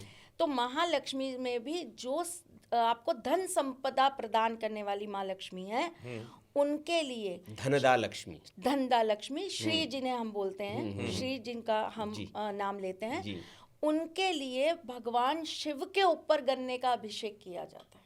गन्ने के रस से इसलिए जी। अच्छा, एक मैं सुन रहा था, आपने बताया था कि कपड़े घर के जो हम सुखाते हैं उसका भी आपकी जो मतलब आपके ऊपर ग्रहों का असर होता है, तो घर के कपड़े भी सुखाने की कोई दिशा होती है? घर को देखिए, दिशा तो हम अब छोटे छोटे जो फ्लैट्स में रह रहे हैं, अब अगर मैं उनको ये बोलती हूँ नहीं आप तो सिर्फ साउथ वेस्ट में ही जाके अपनी वॉशिंग मशीन रखिए और आप जाके जो है मतलब नॉर्थ, असर होता है इसका, ये जानना चाह रहा हूँ। होता है, लेकिन कपड़ों को लेकर कुछ चीजों का ध्यान रखना चाहिए। जैसे एक तो संध्या के बाद कपड़े बाहर नहीं रखे जाते, जी बाहर से अंदर ले आने चाहिए, क्योंकि एनर्जीज जो हैं वो रोटेट करती हैं और हमें जो चीजें प्रभावित करती हैं, खास करके अगर हम बात करें नेगेटिव एनर्जी की, दिन के 3:30 बजे के बाद हमारी नेगेटिव एनर्जी सक्रिय होने लगती है। और एनर्जीज जो हमको पकड़ती है वो हमारी विशेषता 3 चीजों से पकड़ती है। पहले हमारा कपड़ा, दूसरे हमारे बाल और तीसरा मिट्टी जो आपके शरीर से लगकर आती है, जूतों में कनेक्ट होके आ गई। हाँ, तो इसीलिए कहते हैं कि आपको शाम के बाद बाहर कपड़े बिल्कुल नहीं सुखा के रखने चाहिए। कपड़े कभी भी उल्टे नहीं रखने चाहिए, ये भी शुक्र का एक उपाय है। अच्छा, देखिए बहुत बढ़िया। सीधे रखना है, हमेशा कपड़े अपने सीधे रखिए, शुक्र आपका अच्छा रहेगा। अब इसमें ये कोई उपाय नहीं है, बेसिकली अगर मैं इसको कहूँ तो ये एक तरीके से ग्रहों का आपको एक मॉरल क्या बोलेंगे आप, मॉरल साइंस आपकी ठीक करने की या प्रक्रिया इसे है। हम बहुत मतलब अंग्रेजी का शब्द है, हालांकि आप समझ तो कि मैनर है एक, मैनर है कि भाई Yes, इस तरीके बिल्कुल से आप सही कहा। करोगे तो अच्छा रहेगा। अब जैसे हमारे यहाँ इस चीज को इस तरीके से, क्योंकि देखिए वही वाली बात है ना, जब तक माँ बच्चे को ये नहीं कहेगी खाना खा ले वरना देख ले अभी पापा आएंगे तो मैं उनसे डांट पड़वा दूंगी, हाँ हाँ हाँ हाँ हाँ। चुपचाप सो जा वरना गब्बर आ जाएगा। अपन कितना मजाक में ले लेते हैं इस बात को, लेकिन आप इसी चीज को अगर दूसरे तरीके से समझे तो ग्रहों को भी कहीं ना कहीं साइकोलॉजिकल उसका इफेक्ट इफेक्ट डालने के लिए कि भाई इंसान तो क्या है बहुत लापरवाह है, अभी आएगा एक जूता यहाँ पटका एक जूता वहाँ पटका, तो उसको समझाने के लिए ये बात कि बेटा जी जूते अस्त व्यस्त होना शनि को खराब करना है, बिल्कुल। तो इसमें नुकसान क्या है? आप कोई अच्छी ही इन्फॉर्मेशन दे रहे हो, एक शिष्टाचार ही सिखा रहे हो, मैनर्स ही सिखा रहे हो, आप किसी को सिखा रहे हो। तो अगर आप किसी से ये कहते हो कि भाई आपका गुरु को अच्छा करना है आपको, तो आप लोगों के चरण स्पर्श करना चालू कर दीजिए, तो इसमें क्या बुराई है? हमारी संस्कृति ऐसे गाल पे पुच्ची देना तो नहीं सिखा रही ना, चरण स्पर्श करना ही सिखा रही है, झुक के नमस्कार करना सिखा रही है। बेटा जी आपको विद्या अच्छी प्राप्त नहीं होती, आपके नंबर अच्छे नहीं आते, कोई बात नहीं, आप सुबह अपने स्कूल जाइए, अपने टीचर को हाथ जोड़कर ऐसे झुककर आधा, मतलब आपकी बॉडी ऐसे होनी चाहिए, नमन करना है, ऐसे आपको जो है अपने गुरु को प्रणाम करना है। करिए, आपका बुद्ध अच्छा होगा, देखो आप जो भी पढ़ोगे आपको अच्छी शिक्षा मिलने लगेगी। एक तरीके से आपने एक ज्योतिष के साथ साथ किसी की लाइफ को चेंज करने का काम डिसिप्लिन कर दिया उसको। तो हमारे जो ज्योतिष में सबसे जो हमारा राजा कहलाता है और जिसका ये साल है सूर्य 2026 न्यूमरोलॉजी के अकॉर्डिंग, वैसे तो नहीं है पर न्यूमरोलॉजी के अकॉर्डिंग, तो आप देखिए ना वो क्या सिखाता है, हमारे ग्रहों का राजा क्या कहता है। आपके सारे ग्रह बैलेंस हो सकते हैं अगर आपके अंदर नियम है और डिसिप्लिन है। एक लाइन में वो सारी चीजों को खत्म कर देते हैं। तो उपाय भी जो भैया बताए जाते हैं वो भी तो एक नियम है। 7 मंगलवार करिए, 7 शनिवार करिए। अब 7 मंगलवार आपके दिमाग में क्या, हनुमान जी के मंदिर जाना है, हनुमान जी के मंदिर जाना है। आप सुबह उठे, आपको किसी ज्योतिषी ने कह दिया आज तो आपको हनुमान जी के, आप न चाहते हुए भी ना 100 बार नाम ले लेंगे। बिल्कुल सही बात है। और आप उठ गए, सुबह समय से उठने लगे, जाने लगे, आप प्रक्रिया मंदिर शुरू। जा रहे हैं, अब आपसे यही कह दिया गया भैया आप थोड़ी देर के लिए जो है ना मंदिर जाते समय चप्पल नहीं पहन के जाएंगे, आप घर से नंगे पैर जाएंगे। देखिए कितनी अच्छी बात कर दी। मंगल तो ठीक होगा या नहीं होगा वो तो अलग बात है, लेकिन आपकी बॉडी को इतना बढ़िया प्रेशर मिलेगा कि आपके जो सिर के अंदर जितने भी आपके एक्टिव करने वाली चीजें जो आपकी मेमोरी को शार्प करती हैं, जो आपकी याददाश्त, आपकी कंसंट्रेशन को जो मजबूती देती है, एक्यूप्रेशर थेरेपी उसको हाँ, मिलने वो लग गई। इसलिए उसको कहा जाता है कि नंगे पैर तो जाना हर चाहिए। चीज के साथ ज्योतिष को जोड़ा गया ना। अपन योग के साथ भी जोड़ते हैं, ये मुद्रा करिए, ये मुद्रा बिल्कुल सही बात करिए, है। सूर्य को अच्छा करना है। तो कौन कहता है कि सूर्य को अच्छा करने के लिए केवल सूर्य को जल चढ़ाइए? हम तो ये कहते हैं जल नहीं भी चढ़ा। अब किसी का, अब यही बात कर लीजिए, शनि किसी की कुंडली के अंदर उच्च का बैठा है और मैं उससे ये कहूँ भाई 2026 है, तू अपनी कुंडली के सूर्य को अच्छा करने के लिए सुबह उठ के सूर्य को जो है जल देना चालू कर दे। अब 90% ज्योतिष उसको क्या ज्ञान देंगे? शनि उच्च का कुंडली में लेके बैठा है और सूर्य को जल दे रहा है। क्यों भाई? अपने ही घर में विद्रोह कर रहा है। शनि को मनाने जाएगा, सूर्य अभी नाराज हो जाएंगे, बिगड़ जाएंगे। हाँ, ये पहली बात भैया, ये नाराज होना, बिगड़ना, ये लड़ाई आपस में ग्रहों की होना, ये सिर्फ हमारी लैंग्वेज है, हमारी प्रवृत्ति है। ग्रहों में बहुत गुंजाइश होती है। वो एक को प्रसन्न करने पर दूसरा अपने आप स्वतः प्रसन्न होता है। उनकी ये भी प्रवृत्ति होती है। खैर, लेकिन यहाँ पर अगर मैं उनकी बात ऊपर कर देती, क्योंकि मैं ऐसा मानती हूँ हर इंसान ज्ञानी है और ज्ञानियों की बात ऊपर कर देनी चाहिए। तो भाई आप बड़े, हम छोटे, कोई दिक्कत नहीं, हम छोटे बाप के हैं, हमें कोई दिक्कत नहीं है, हम छोटे बन जाते हैं। लेकिन हम छोटे बनकर भी हमारा उद्देश्य है लोगों का भला करना। बड़ा भैया तो क्या भैया, जैसे पेड़ खजूर, तो आप वो बड़े खजूर के पेड़ बनिए, हम तो छोटे ही वृक्ष रहेंगे, जिससे भी कोई आएगा तो उसको एक गुलाब का फूल मिल जाएगा, खुशबू मिल जाएगी, बहुत बढ़िया। हम तो वो छोटे एक वृक्ष रहेंगे। तो अब यहाँ पर हम उनको ये कह देते हैं, अच्छा ठीक है भाई, मत बहस करो, मत दिमाग में टेंशन डिप्रेशन लाओ, एक काम करो, सूर्य नमस्कार करना चालू कर दो। क्या बात है, सेहत भी ठीक हो जाएगी। सेहत ठीक हो जाएगी, योग का योग हो जाएगा, आपकी सारी चीजें अपने आप ऑटोमेटिकली बैलेंस हो जाएगी और शरीर अच्छा, आपके दिन की ऊर्जा अच्छी। सही बात है। तो अब त्रिशला जी आते हैं ग्रह गोचर पर थोड़ा सा हम लोग, क्योंकि सब कुछ कवर करना है, अगले पॉडकास्ट में फिर और विस्तार से बातचीत होगी। 84 साल के बाद शुक्र को लेकर एक पावरफुल राजयोग बन रहा है, जो बताया जा रहा है कि वैदिक ज्योतिष शास्त्र के अनुसार, मैं कहीं पढ़ रहा था, मैं ज्योतिष का विद्यार्थी बनने की कोशिश कर रहा हूँ, क्योंकि आप जैसे ज्योतिषियों से बात करनी होती है, थोड़ा थोड़ा हम पढ़ते रहते हैं। तो उसमें 15 जनवरी की तारीख एक बताई गई है कि उस दिन शुक्र और अरुण, जो यूरेनस जो ग्रह है, एक दूसरे से 120 डिग्री पर ये होंगे दोनों आमने सामने, और इससे एक नव पंचम राजयोग बन रहा है, ये बताया जा रहा है। क्योंकि इस वक्त जो है अरुण जो है वो वृषभ राशि में विराजमान है और मकर राशि में जो शुक्र गोचर कर रहे हैं उसके साथ जो है ये नव पंचम योग का निर्माण कर रहे हैं। अब अरुण जो है, यूरेनस जो है, अब 84 साल में क्यों कह रहा हूँ ये भी थोड़ा सा, क्योंकि कई लोग हो सकते हैं इसमें नहीं 84 साल कैसे भाई, तो चूँकि यूरेनस जो है वो 7 साल एक राशि में रहते हैं, जो मतलब बताया गया, तो भाई 84 साल बाद फिर उनका गोचर हो रहा है। तो इसका किन किन राशियों पर क्या अच्छा और बुरा प्रभाव है, ये जो योग बन रहा है, कुछ बता सकती हैं आप?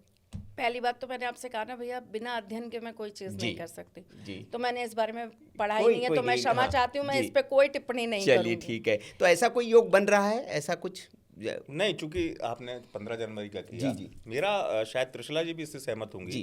त्रिशला जी इसको बताने में जरूर सहज महसूस करेंगी कि 2026 के सबसे पावरफुल रेमेडी क्या है, जो सब पे, क्योंकि इनकी एक बात अच्छी लगी मुझे, इन्होंने जैसे कहा कि एक ग्रह को भी कर लो तो सब हो जाता है, या एक पूजा से 9 ग्रह भी हो सकते हैं। त्रिशला जी, आपकी नज़र में 2026 की सबसे पावरफुल रेमेडी क्या है जिससे लोगों का भला हो, चाहे वो परेशानी आर्थिक हो चाहे कुछ भी हो, उसको थोड़ा बता दें। ये बता पाएंगी? हाँ, ये बता पाऊंगी, ये बहुत अच्छे से बता पाऊंगी, लेकिन इससे पहले मैं आपको एक चीज़ और बताती हूँ। देखिए, चूंकि ठीक है हम लोग अलग अलग उससे देख रहे हैं, लेकिन अगर हम इस बात को, आपने जो 15 जनवरी कही, मैं यहीं पे इस बात को आपको एक छोटी सी चीज़ बता दूँ। मकर राशि में सूर्य का प्रवेश है जी, संक्रांति बिल्कुल, और अलग अलग प्रदेशों में इसे अलग अलग पोंगल है, बिहू है, सब तरह, कई जगह इसको खिचड़ी कहा जाता है, कई जगह इसको हम लोहड़ी कहते हैं, कई जगह संक्रांति कहते हैं, कई अलग अलग वो है। देखिए, सबसे पहली चीज़ कि 15 तारीख से लेके और लगभग आप ये मान के चलिए पूरा महीना, एक 15 दिन का जो हमें टाइम मिल रहा है, क्योंकि हमारे 19 तारीख से गुप्त नवरात्रे चालू हो जाएंगे, 18 तारीख को एक बड़ी अमावस आ रही है, तो ये जो एक पूरा 23 तारीख को हमारी बसंत पंचमी, इस पे भी मैं बड़ी ट्रोल होती हूँ, लेकिन मैं फिर भी बोलने से बाज नहीं आऊंगी, क्योंकि मुझे अपनी विद्या पर पूर्ण तरीके से बहुत विश्वास है। तो बसंत पंचमी, ये अंग्रेज तो बाद में लाई है, वैलेंटाइन डे, ये तो बहुत बाद में आया भैया। हमारे सनातन धर्म में तो प्रेम दिवस बहुत पहले आ चुका, जिसे बसंत पंचमी कहते हैं। सही बात है, प्रेमियों का दिन है और प्रेम हर्षोल्लास से मनाया जाता है। रति कामदेव की विशेष पूजा की जाती है और रति कामदेव एकमात्र ऐसे देवी देवता है जिनके पूजन के बिना कोई भी प्रेमी अपने जीवन में प्रेम को बहुत सरलता से पा नहीं पाता। ठीक, सही बात है। ठीक, तो बहुत बड़ा दिन है। तो बहुत सारे लवर्स कहेंगे उपाय बताइए माँ, हमारी लव मैरिज हो जाए, हमारी लव लाइफ अच्छी चले। जी। ठीक है, तो आपने जैसे कहा कि 2026, तो मैं आपको एक चीज बताती हूँ, 15 जनवरी से सूर्य मकर राशि में आ रहे हैं और सबसे अच्छा फल सूर्य मकर राशि में आकर ही देते हैं। फल का मतलब ये नहीं है कि आपको धन दे देंगे, संपदा दे देंगे। देखिए भैया, एक बहुत छोटी सी यहाँ पर एक कहानी अगर आप लोग कहें तो मैं एक जल्दी से सुनाना चाहूंगी। भगवान शिव और पार्वती जी के विवाह में एक पंडित जी को बुलाया गया। वो गए, उन्होंने जाकर जो है वहाँ पर अच्छे से सब जो है पूजन वूजन कराया, सारे संस्कार अच्छे से करा दिए। जाते समय उन्होंने शिव जी से कहा कि मेरी दक्षिणा, मैं भाई आपका विवाह कराने आऊँ, दक्षिणा दीजिए। उन्होंने कहा, उन्होंने मन में सोचा, मैं अघोरी, फक्कड़, मैं शमशान में रहने वाला, मैं तुझे क्या दूं। लेकिन फिर भी देखिए, भगवान है, उनका तो एक कण भी मिल जाए तो मैं ये मानती हूँ जीवन तर जाता है। उन्होंने 3 मुट्ठी उसको जो है भस्म दे दी, जो उनके पास रहती है। पहली उसके अंदर उन्होंने दिया यश मान कीर्ति, दूसरी मुट्ठी में उन्होंने जो दिया अथाह धन संपदा, और तीसरी बुद्धि में ज्ञान, विवेक और चतुराई। बहुत बड़ी। अब आप बताइए, इससे बड़ी ताकत किसके पास? दुनिया में किसी के पास नहीं। वो घर आया, आके कहता है इसको क्या करूं राख का। भाई उसके लिए तो वो राख थी।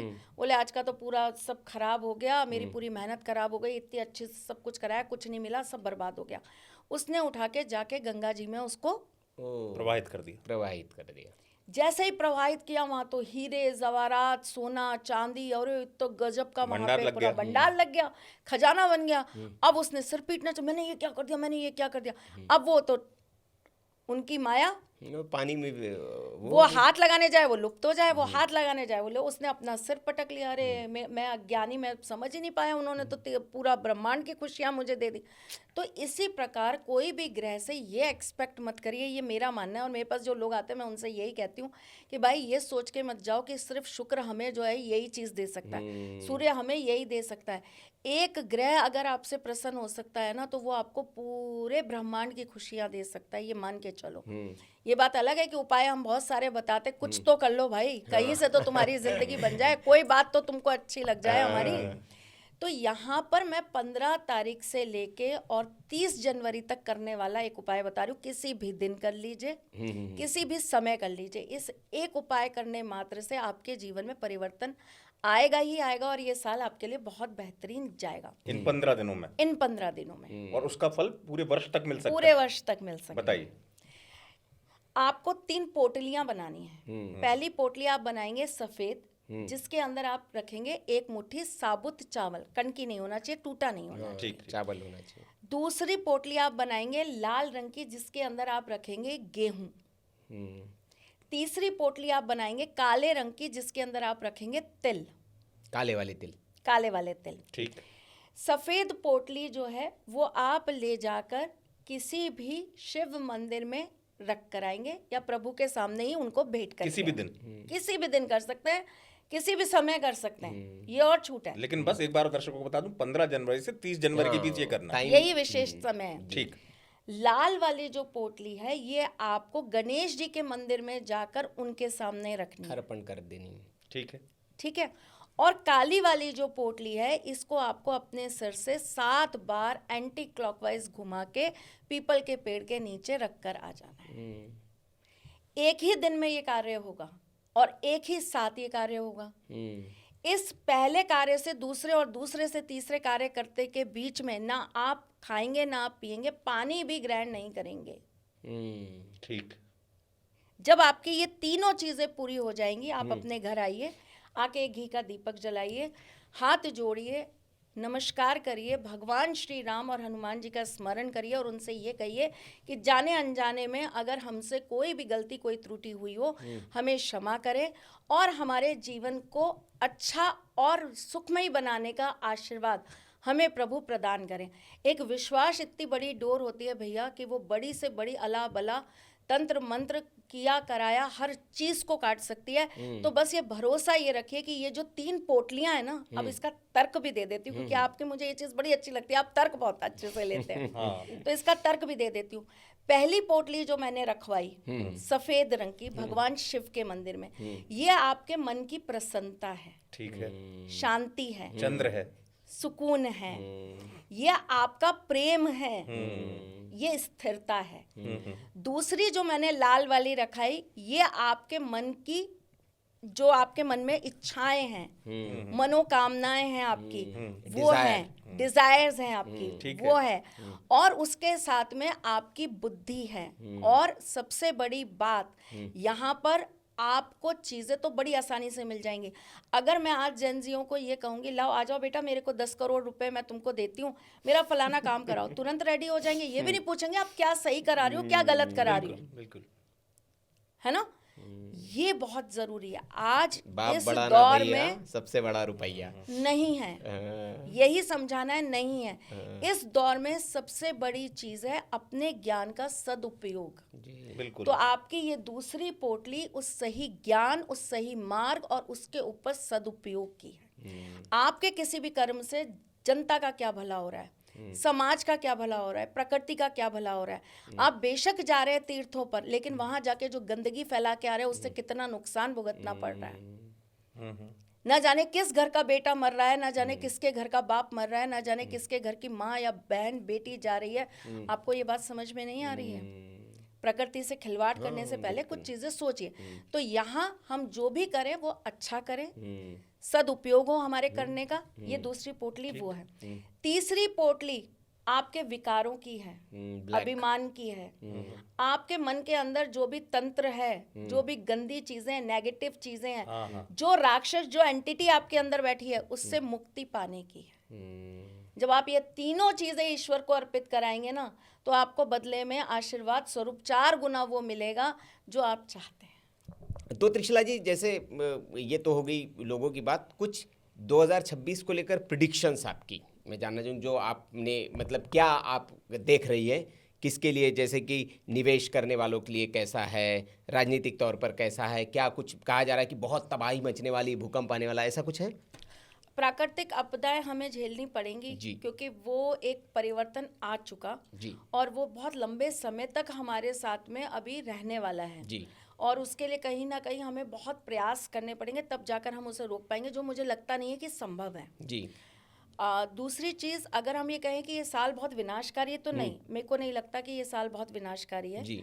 ये साल आपको बहुत कुछ देने वाला है। अब आप किस चीज को किस तरह से ग्रहण करते हैं, ये आपके ऊपर है। दूसरी बात, मतलब इसमें एक चीज और छोड़ के, क्षमा सहित, फिर आप कंटिन्यू करना। 2025 में लोग बड़े परेशान रहे हैं। हाँ। 2026 में उस निराशा से उबर कर इसको हम सकारात्मक देखें इस वर्ष को? बिल्कुल बिल्कुल देखिए, ये देने वाला वर्ष है। ये देने वाला वर्ष है। ठीक है। ये वो वर्ष है जो आपकी मेहनत का फल देगा, जो आपको नहीं मिल रहा था। लोग कहते हैं ना हम बहुत प्रयास कर रहे हैं, हमें चीजें लोग परेशान भी बहुत रहे हैं। परेशान भी बहुत रहे। इजी गोइंग चीजें हो जाएंगी इस साल में, स्मूथ लिक्विड की तरह चलता जाएगा। लेकिन राजनीतिक स्तर पे अगर हम बात करें, इंटरनल पॉलिटिक्स हमें बहुत डैमेज करेगी। इंटरनेशनल या आंतरिक। तो आंतरिक पॉलिटिक्स में तो आंदोलन भी आता है। देश में कोई बड़ा आंदोलन दिख रहा है ज्योतिष के साथ? हो सकता है, आंदोलन भी हो सकता है। अंदरूनी रूप पर बहुत सारे घात हो सकते हैं, हमले हो सकते हैं, और इसके अंदर कहीं ना कहीं हमारी आपस की ही जो लोग हैं, ये बाहर के लोग तो इतना जो कर रहे हैं वो एक अलग बात है।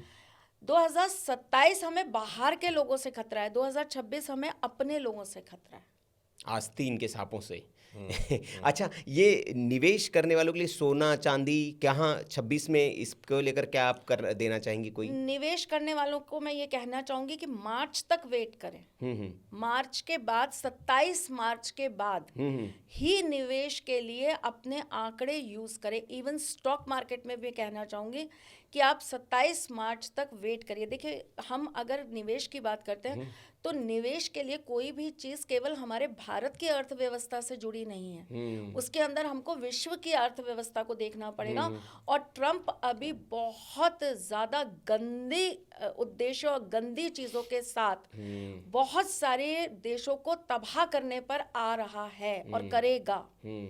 तो सोना चांदी के दाम को लेकर कुछ है? बिल्कुल बढ़ेंगे और बढ़ते चले जाएंगे, लेकिन मार्च तक अभी इंसान को थोड़ा सा रुकना है। अच्छा, मार्च के बाद जो भी करना है, मार्च के बाद आपको जो है निवेश करना है, जिसके आपको अच्छे परिणाम मिलेंगे। लेकिन आपको निवेश ठीक है, जो धातु में करते हैं अच्छी बात है, लेकिन धातु में सोने चांदी के अलावा भी जो धातु हैं उनसे बड़ा अच्छा प्रॉफिट होने वाला है जी, है ना। लैंड, भूमि, जमीन, इसमें बड़ा फायदा होने वाला है लोगों को। अच्छा, इस वर्ष तो चलिए, समय की सीमाएं कुछ आप पूछना चाहेंगे? नहीं, मैं तो हो शॉर्ट, गया। नहीं, मेरा बड़ा पर्याप्त अच्छी चर्चा है। जी, जी। बस तो मैं केवल 2-3 हाँ। और मैं उनसे उम्मीद भी रखूंगा जी। सेकंडों में, जी। और इसका आपके जीवन से कनेक्शन है, ये मैं पढ़ पा रहा हूँ आपके चेहरे जी। को। ठीक है, छोटे छोटे उत्तर। जी जी। घर में लड्डू गोपाल को सब रखते हैं, क्या अर्पित करें? बहुत शॉर्ट में उत्तर, 1-1 सेकंड के उत्तर चाहिए मुझे। सबसे प्रिय लड्डू, सबसे प्रिय जो आप स्वयं ग्रहण कर सकते हैं वो आप ठाकुर जी को दीजिए। जो चीज़ आप नहीं खा सकते वो आप ठाकुर जी को मत खिलाने की कोशिश करिए, पहली चीज़। लड्डू गोपाल को जब हम घर के अंदर रखते हैं तो उन्हें सबसे प्रिय है दूध, तो दूध जरूर उन्हें। ठीक है। पान के पत्ते का सबसे चमत्कारी उपाय? पान के पत्ते का सबसे चमत्कारी उपाय, 11 पान के पत्ते ले लीजिए, 11 पान के पत्ते के ऊपर सिंदूर से श्री राम लिखकर मंगलवार के दिन हनुमान जी के मंदिर में उनको माला भेंट करके आइए। बांके बिहारी जाए तो अगर मान लीजिए कुछ अर्पित ना कर पा रहे हो, क्या करना चाहिए बांके बिहारी मंदिर जाए? राधे राधे नाम का स्मरण। ठीक है, मेरे सेकंडों में सवाल थे ये। ठीक है, इनका तो कनेक्शन त्रिशला था। जी, बस समाप्त करने से पहले अंतिम सत्संग के दर्शकों से कुछ कहना चाहेंगी आप, कुछ उन्हें देकर जाना चाहेंगी कि ये कर लीजिए तो आपका ये आने वाला समय है बहुत बल्ले बल्ले हो जाएगा, बहुत अच्छा रहेगा, कुछ एक टिप्स जो देना चाहें आप? देखिए, जो मुझे अभाव दिखा वो मैं आपके यहाँ पे पूर्ति कर रही हूँ जी। सबने अपने अपने तरीके से ये बोला कि ये नंबर 1 का साल है, आप ये करिए, आपका ये अच्छा हो जाएगा, ये उपाय करिए, यहाँ जाइए, वहाँ जाइए। मैं सिर्फ एक छोटी सी बात ये कहना चाहूँगी, अगर आप काबिल हैं, अगर आप कमाते हैं, अगर आप सक्षम हैं, क्योंकि अगर चलिए न्यूमरोलॉजी के हिसाब से देख लें, जैसे मेरे ज्योतिष के हिसाब से मैं थोड़ा कम मानती हूँ, लेकिन अगर हम इसको देख लेते हैं तो हम ये कहेंगे इस साल अपने पिता के जिस भी तरीके से सेवा कर सके वो सेवा करिए। अगर आप कमाते हैं तो अपने पिता की वो ख्वाहिशें जो शायद आपकी परवरिश में वो पूरी ना कर पाए, उन्हें पूरी करने की कोशिश करिए। अपने लिए अगर 2 कपड़े खरीदने जा रहे हैं तो 1 कपड़ा अपने पिताजी के लिए भी ज़रूर लेकर आइए। अपने लिए 4 जूते लेने जा रहे हैं तो 1 जूता अपने पिताजी के लिए भी ज़रूर लेकर आइए। लेकिन इससे पहले उन्हें वक्त दीजिए, माँ बाप को समय चाहिए, उन्हें समय दीजिए, उनके साथ बातें करिए, उनकी राय लीजिए, उनसे पूछ कर चीज़ें करिए। ठीक, आप उनसे पूछिए तो आपको बड़ा आनंद अभी आएगा और उनको ये लगेगा चलो हमारे बच्चों को हमने अपनी तरफ से कुछ तो दिया, हमारे बच्चों को आज भी हमारी ज़रूरत तो है। क्योंकि एक चीज़ शायद हमारी एज वाले तो ये बात समझ सकते हैं और हमसे बड़े भी ये बात समझ सकते हैं, माँ बाप ना एक उम्र में आके अपने आप से नहीं हारते या अपनी आयु से नहीं हारते, वो इस चीज़ से हार जाते हैं कि अब किसी को हमारी ज़रूरत नहीं, अपनों से हार जाते हैं। बच्चे अपने आप में सक्षम हो चुके, क्या कहते हैं, सेल्फ इंडिपेंडेंट हो चुके, अब वो अपना कमा रहे हैं, अपना खा रहे हैं, अपने बच्चों को देख रहे हैं, अपनी गृहस्थी देख रहे हैं, अब हमारी ज़रूरत नहीं है। ये चीज़ उनके शरीर में बीमारी लाती है। तो जितना समय दे सकते हैं अपने माँ बाप को दीजिए। आपने जैसे कहा चरण स्पर्श करिए, उनके साथ बैठिए। और सबसे अच्छी बात यह है कि देखिए, माँ बाप अपने बच्चों की तरक्की वृद्धि से तो बड़े खुश होते हैं, लेकिन हर माँ बाप को ना एक अनजानी सी सोच लगती है, ये इसको कोई परेशानी तो नहीं है जो ये हमसे नहीं बांट रहा, ये हमसे शेयर नहीं कर रहा। तो मैं तो बस यही कहूँगी 2026 में जितनी ज़्यादा इम्पोर्टेंस अपने परिवार को दे सकते हैं, अपने परिजनों को दे सकते हैं, माता पिता को दे सकते हैं, बिल्कुल दीजिए। सर आँखों पे बैठा के रखिए, उनका आशीर्वाद लीजिए, क्योंकि उनके आशीर्वाद से बड़ा कोई आशीर्वाद नहीं। भगवान भी जिसके कदमों में झुकते हैं वो माता पिता है। आपने त्रिशला जी को सुना और यकीन मानिए मैंने भी त्रिशला जी के बहुत सारे पॉडकास्ट देखे, तिवारी जी ने भी देखे होंगे, लेकिन ये कुछ नया है और आपको भी आज नई त्रिशला चतुर्वेदी जी से मिलने का मौका मिला होगा, ये हम दावे के साथ कह सकते हैं। तो आपको त्रिशला जी के बारे में ये पॉडकास्ट देख के कैसे लगा, ज़रूर आप कमेंट बॉक्स में बताइए। कुछ प्रश्न हैं, बहुत सारे प्रश्न थे मेरे, लेकिन समय का अभाव है तो हम नहीं पूछ पाए उनसे। अगले पॉडकास्ट में ज़रूर उन प्रश्नों पर उनसे चर्चा होगी, सत्संग होगा उनसे। और ये जो सत्संग है, उम्मीद करते हैं इस सत्संग से आपके जीवन में कुछ न कुछ सुधार ज़रूर होगा और इस सत्संग से आपको लाभ ज़रूर होगा। त्रिशला जी, आपने हमें समय दिया, आप आई, आपका बहुत बहुत आभार दिया। बहुत अच्छा लगा त्रिशला जी। Thank you.